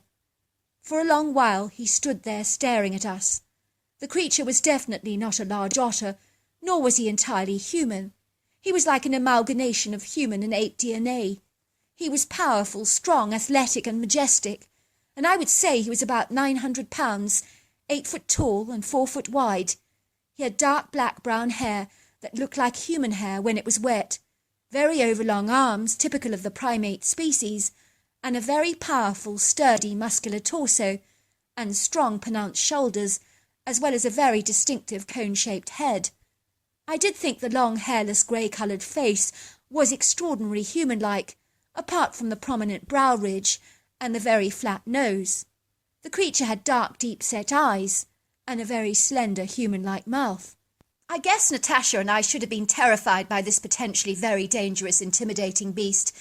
Yet although he was majestic and powerful, exactly like a lion, he did possess very personable qualities that made him very relatable to us because of his evident humanness. I think the humanity in this creature was clearly sensed and seen in the non-verbal communication that we all engaged in together. As strange and as odd as this may sound to you, we did not need to articulate, as our heightened sensory perception was our communication. I could appreciate that this creature did have emotions and feelings just like a human, yet it was extremely intelligent and very perceptive. I sensed it was studying us with a keen interest, and I'm almost certain it heeded things about us that we don't even know about ourselves, because I felt it was looking through us. The creature did pull away 2 large fish from its fish stack, and walked over directly to Natasha and handed 2 massive tiger trout fish to her, just like that, and then he glided away in the woods. Natasha and I were so ecstatic. "He gave us 2 fish," she cried out in delight. "He gave us 2 beautiful tiger trout." We were both dancing up and down for absolute joy in the clearing because a humanoid ape had given us 2 fish. I promise you, if you would have observed us, you would have certainly ascertained that we had won the lottery, and you would have been wrong. I know it sounds pathetic and silly, but for Natasha and I, this was an incredible moment for us. All we could do that night was discuss the creature over and over again.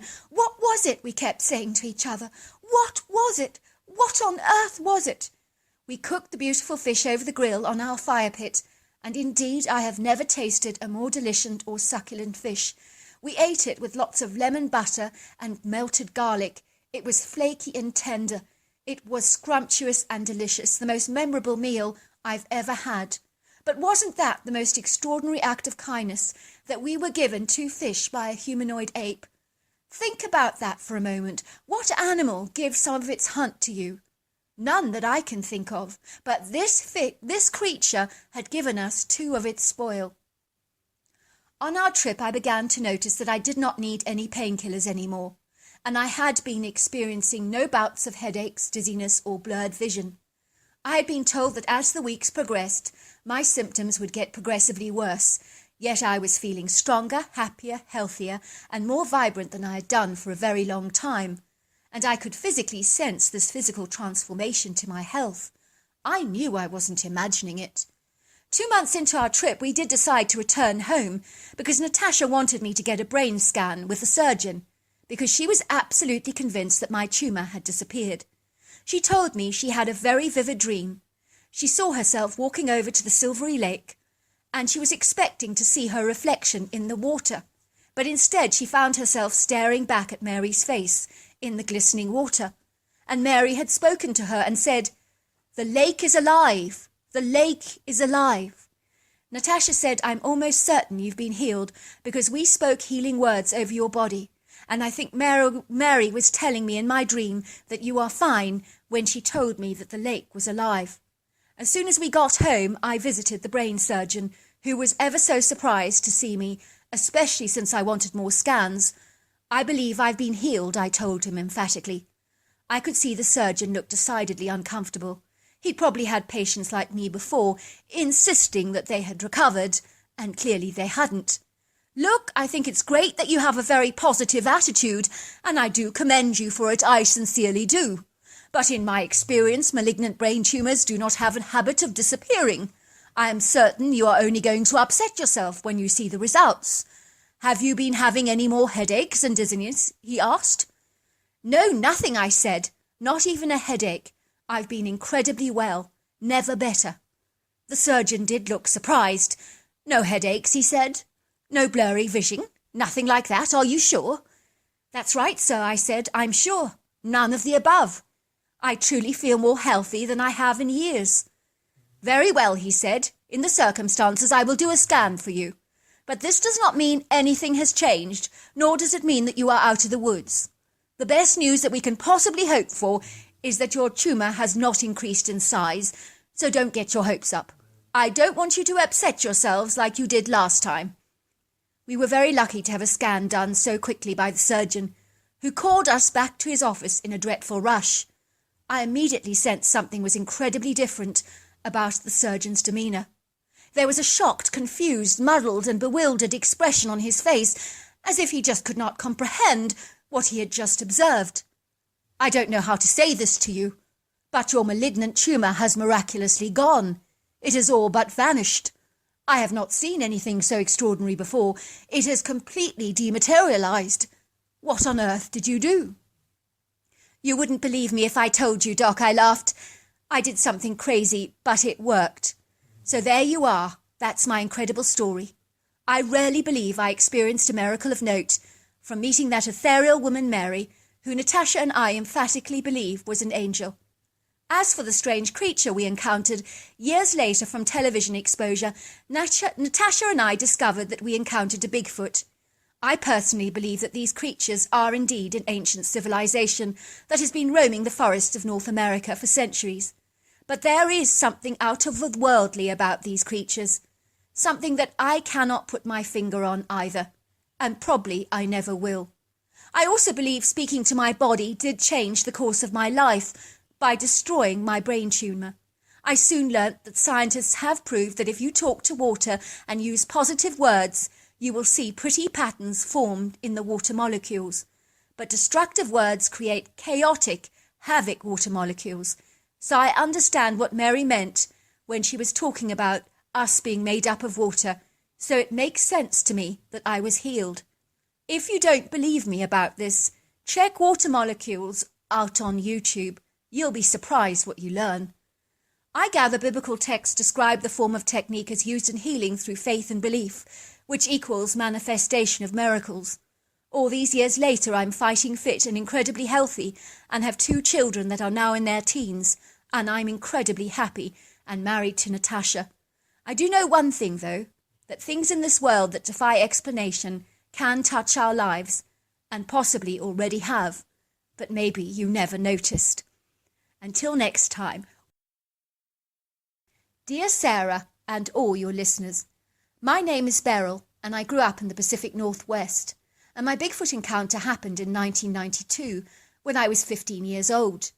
Long before I was ever born, when my father was 28 at the time, he became immersed in a game of poker at a casino in Vegas on a random, somewhat spur-of-the-moment trip to celebrate one of his friends' bachelor parties. As is commonly the case when you're in Vegas, they all attempted to play a game of poker. My father ended up playing throughout the entire evening, long after all his friends had left the casino, all drained of money and hope of making it big or cracking the jackpot. It would seem that my dad was on a winning streak, and he got himself caught up in the euphoria and excitement of the moment, and had made a lot of money. He boldly tried to challenge some highly esteemed players who were revered by the casino as some of the big guns, so to speak. My father said he ended up on a table with resolute, sombre players that were quite literally sweating on the brow and champing at the bit as they studied their cards with contemplative, po-faced anticipation. He knew he was out of his depth, playing with such introspective, professional, affluent players. He did not care, as he had drunk away too much and was not taking the game as pensively or as seriously as the professionals clearly were.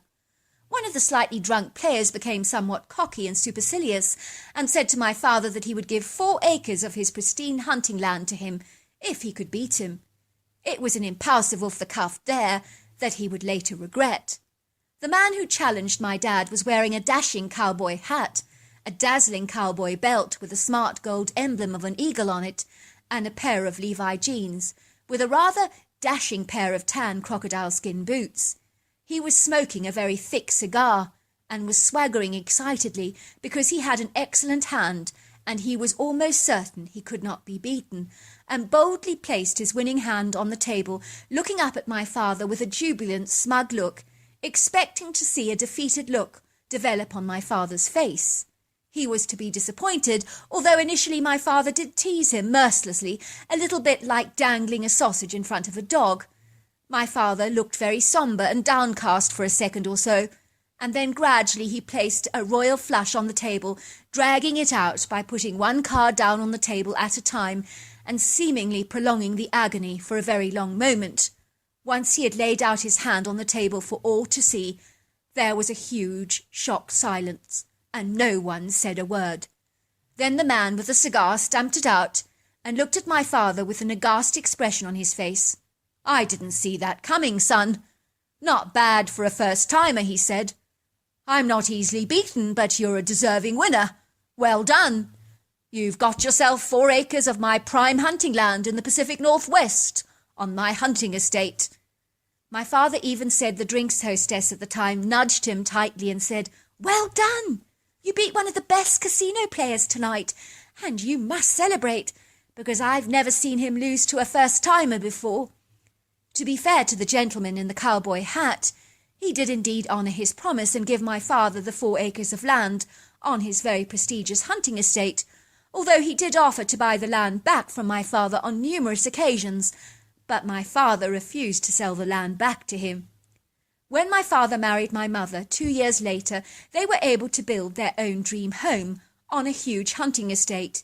We are so privileged to live in such an idyllic part of the world, which would never have been possible if my father had not won this wager, so sometimes the strangest things happen in life that may have been divinely orchestrated. Who knows?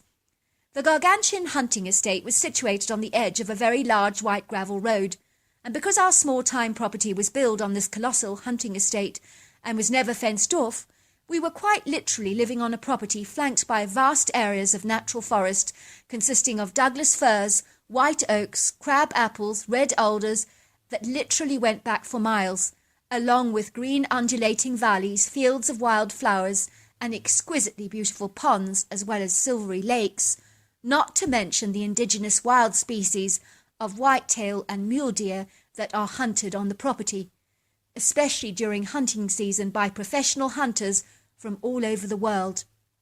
When my father started bulldozing the land to prepare the area for building our brand new dream home that my mother had designed herself with the help of a local architect, it would seem that as soon as the building progressed, it was halted and temporarily suspended and stalled when the building team stumbled across several human remains rolled up in a carpet, as well as a woman's handbag and some very old weathered clothes that were uncovered in a very shallow grave where we were building the foundations to our home. As you can imagine, it was a horrifying setback to discover these mysterious remains, and it appeared that the corpse of the woman was less than 6 months old, which was even more horrifying because it meant that her body had only recently been buried. The body was of a very young 23-year-old Swedish au pair who had gone missing 6 months prior from her au pair job in the Pacific Northwest. It appeared that she had been shot at point-blank range with a deadly weapon that would have killed her almost immediately. The medical examiner found a human fetus in the woman's womb of an unborn baby, and the police at the time believed that the fetus was somehow the cause of the woman's untimely demise. They were proven correct, of course, at a later stage of the investigation. The murder was connected to one of the hunters whom regularly booked some hunts on the estate during the hunting season, who had been having an affair with an au pair, and subsequently she had fallen pregnant. He was terrified of his wife finding out about his steaming affair with a young woman whom they had hired to take care of their children. He murdered her and subsequently buried her body on the very spot where we were building our home. I gather the au pair was refusing an abortion. He was subsequently arrested and was sentenced to life imprisonment without the possibility of parole. You would think the story would end there, but not a chance.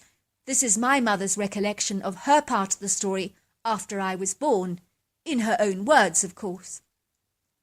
Well, as you can imagine, I was over the moon to be building a house on such an exquisite piece of pristine hunting estate, because it was such an idyllic, picturesque part of the world to live. Regretfully, after the builders found the body of the au pair, I was less than comfortable about resuming the building project, given that our home would be built over the location of once a dead body. As you can imagine, that very idea did not rest comfortably with me, and I did consider selling our land back to the hunting estate. My husband assured me it would all be fine, and it appeared in the beginning that he was right. That was until the advent of the birth of our first child. The moment Beryl was born, very inexplicable, peculiar things would start happening in our home. I had a baby monitor in my bedroom, so if Beryl was crying during the night, I would awaken and go attend to her. I would be awoken to the sound of Beryl chuckling, and I heard a woman's voice on the monitor talking to my little daughter. I would go running into the nursery, and I would notice that everything was suddenly very still, almost too still. But my baby was chuckling, and the butterfly mobile above her cot was moving around and around all on its own. And I did pick up a very light scent of Rose's perfume. I know that scent comes from Yves Saint Laurent. I don't know what it's called, but I know it. I also kept getting the very distinct impression that I was being watched by unseen, invisible eyes, and there was nothing there. For a while I thought I was going completely mad, so I decided to set up a tape recorder in the baby's nursery. And imagine my horror when I heard a woman's voice telling Beryl, "I'm your mummy. Mummy loves you. Say hello to Mummy." I could hear this young girl referring to herself as Beryl's mother, and that made me sick to my stomach and nauseated beyond words. My husband and I decided to move Beryl's cot next to our bed, and I was awoken to the sight of a spectral, ghostly young woman wearing a white nightgown, leaning over the cot, playing with my young baby, who was chuckling happily. I screamed out in horror, "Go away! Leave my baby alone!" And the woman looked at me and gave me a creepy smile, and then vanished before my very eyes. My husband was trying to calm me down. He had seen her too, but I was in a desperate panic because a ghost was interacting with my child. That night I went to sleep holding Beryl in my arms so tightly and refusing to put her back in her cot. The following day I had no option but to call my pastor, and he came to my home with a psychic medium to see if anything could be done to get rid of the ghostly apparition of the woman who was obsessed with my child. They did see this as a very serious situation. Prayers were naturally prayed, candles were lit, and sage was burnt all around my home. The medium told us that the girl's name was Astrid, which I knew is a Swedish name, and was in fact the name of the Swedish au pair, whose bones had been discovered under our property. The psychic said that Astrid believed that Beryl was in fact her baby, and was so convinced by this fact that she told me that she was having to inform Astrid that she was actually dead, and so was her fetus, but she had refused to believe it, or even accept it. So the next few days that followed, despite all the prayers that were prayed, it appeared that the ghost of Astrid became aggressive and started to throw all kinds of books all over the place, and even my china in my dresser was flung violently on the kitchen floor, and pieces of my cutlery were lying in pieces scattered everywhere. I phoned my friend in absolute tears, explaining to her everything that had transpired, and she suggested that I had a long conversation with the ghost. And so that's what I did. I mean, what did I have to lose? I remember lighting a candle and burning some sage, and then praying for Astrid's soul. Finally, I sat down and told Astrid how sorry I was that she was dead, how unfair it was that her life had been taken so scandalously by such a horrible man, and how sorry I was that she had lost her fetus, and how sorry I was that everything had transpired, and I hoped that in some way she would find peace. I don't know how to say this to you, but the heaviness that saturated our home for so long after Beryl had been born just suddenly dissipated, and everything became airy and light. And on Beryl's cot, a day or so later, I found a pretty pink rose, and I realized that that was Astrid's way of reaching out to me and saying sorry.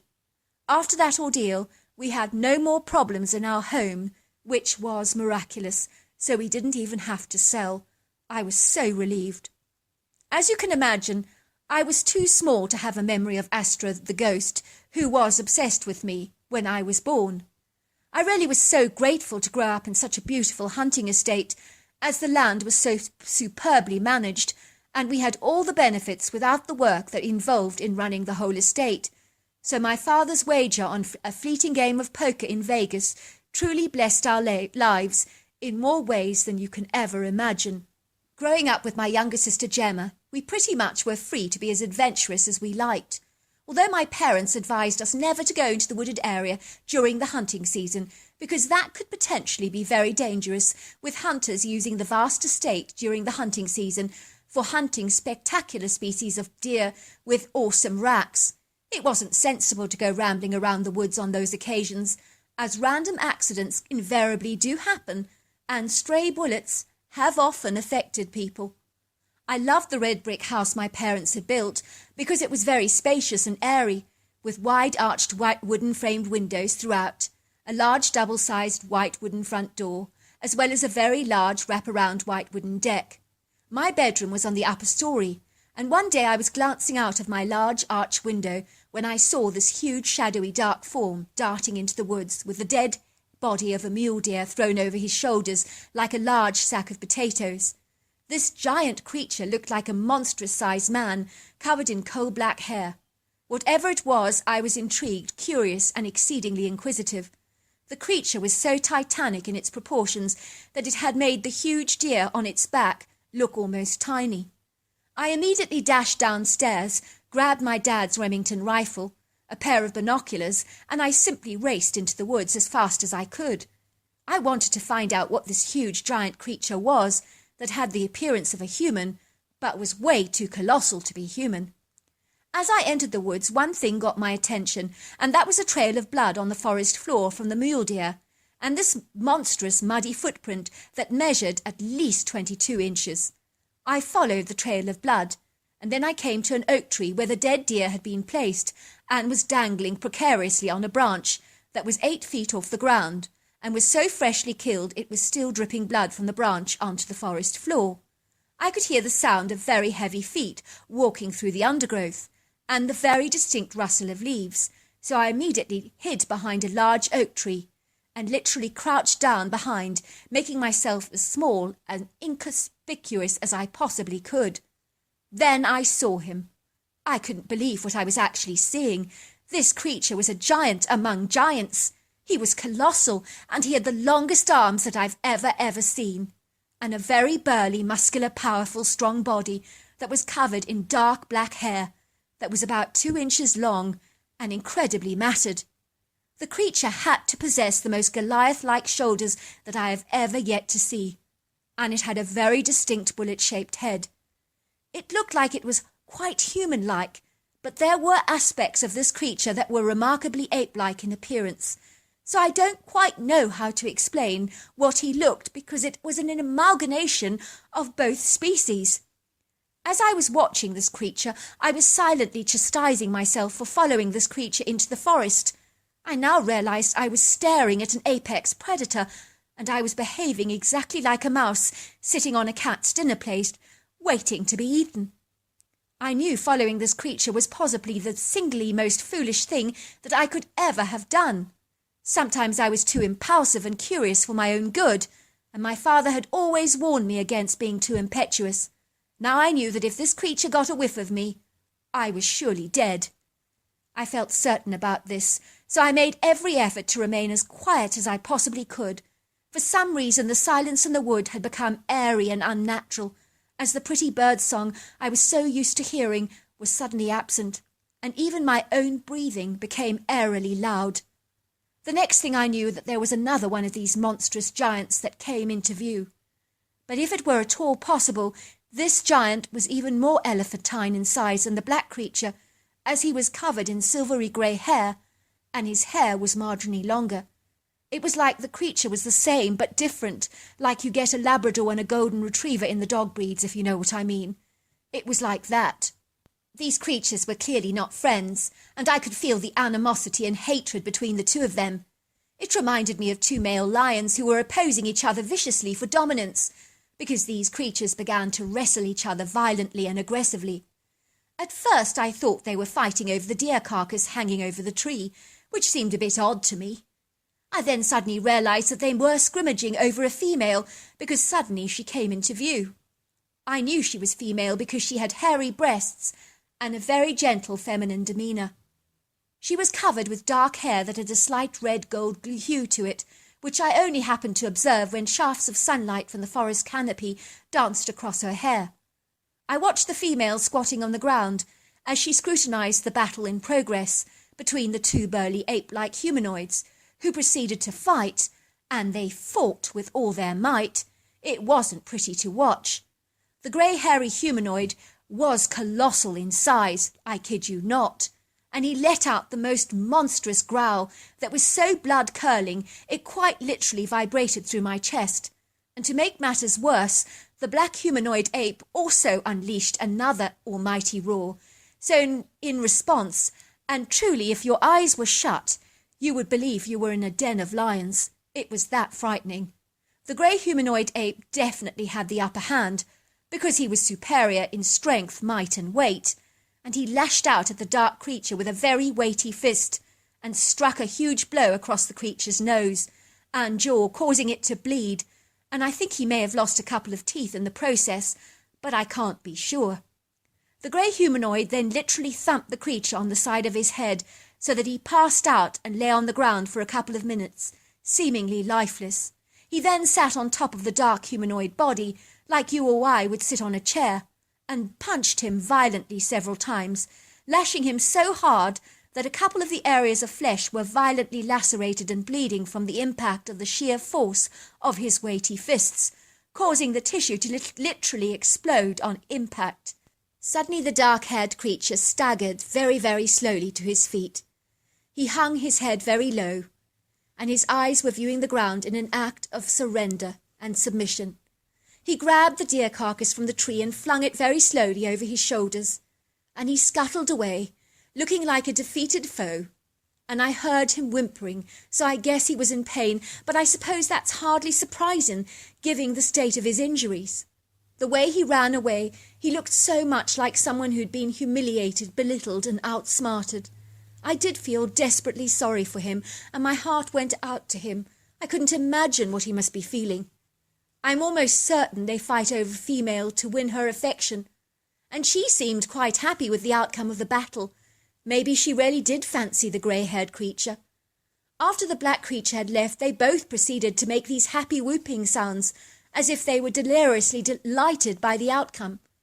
And then later on they glided off together into the depths of the forest. Seeing this altercation had led me to conclude that the males sometimes have to fight for a female suitor. Maybe it's not always the case, but I imagine from time to time it does happen when they both like the same female. Years later I was to realise that the creatures I encountered were indeed Bigfoot, Sasquatch, Yeti or hairy man, whatever you want to call them. I know they like to remain incredibly elusive and to keep their distance from humans. They hate to be seen by us. My whole family has from time to time actually seen sightings of these Bigfoot, but never ever during the hunting season, which makes me think that they may wander away from this area at those times of the year. When we do see them, it happens so fast, at the blink of an eye, that you can almost second-guess yourself by actually saying, "Did I really see that?" So there you are. That's my story. Well, hello there. I hope you enjoyed the omnibus edition. We've got many more coming our way for you to listen to. Sending you love wherever you are in the world, in North America, Canada, Kenya, wherever you may be. I send you lots and lots of love. Thank you for listening to my omnibus, and I really do hope you enjoyed it, because that's the whole idea about it, is to give you some interesting stories to listen to. So until next time, goodbye and good night.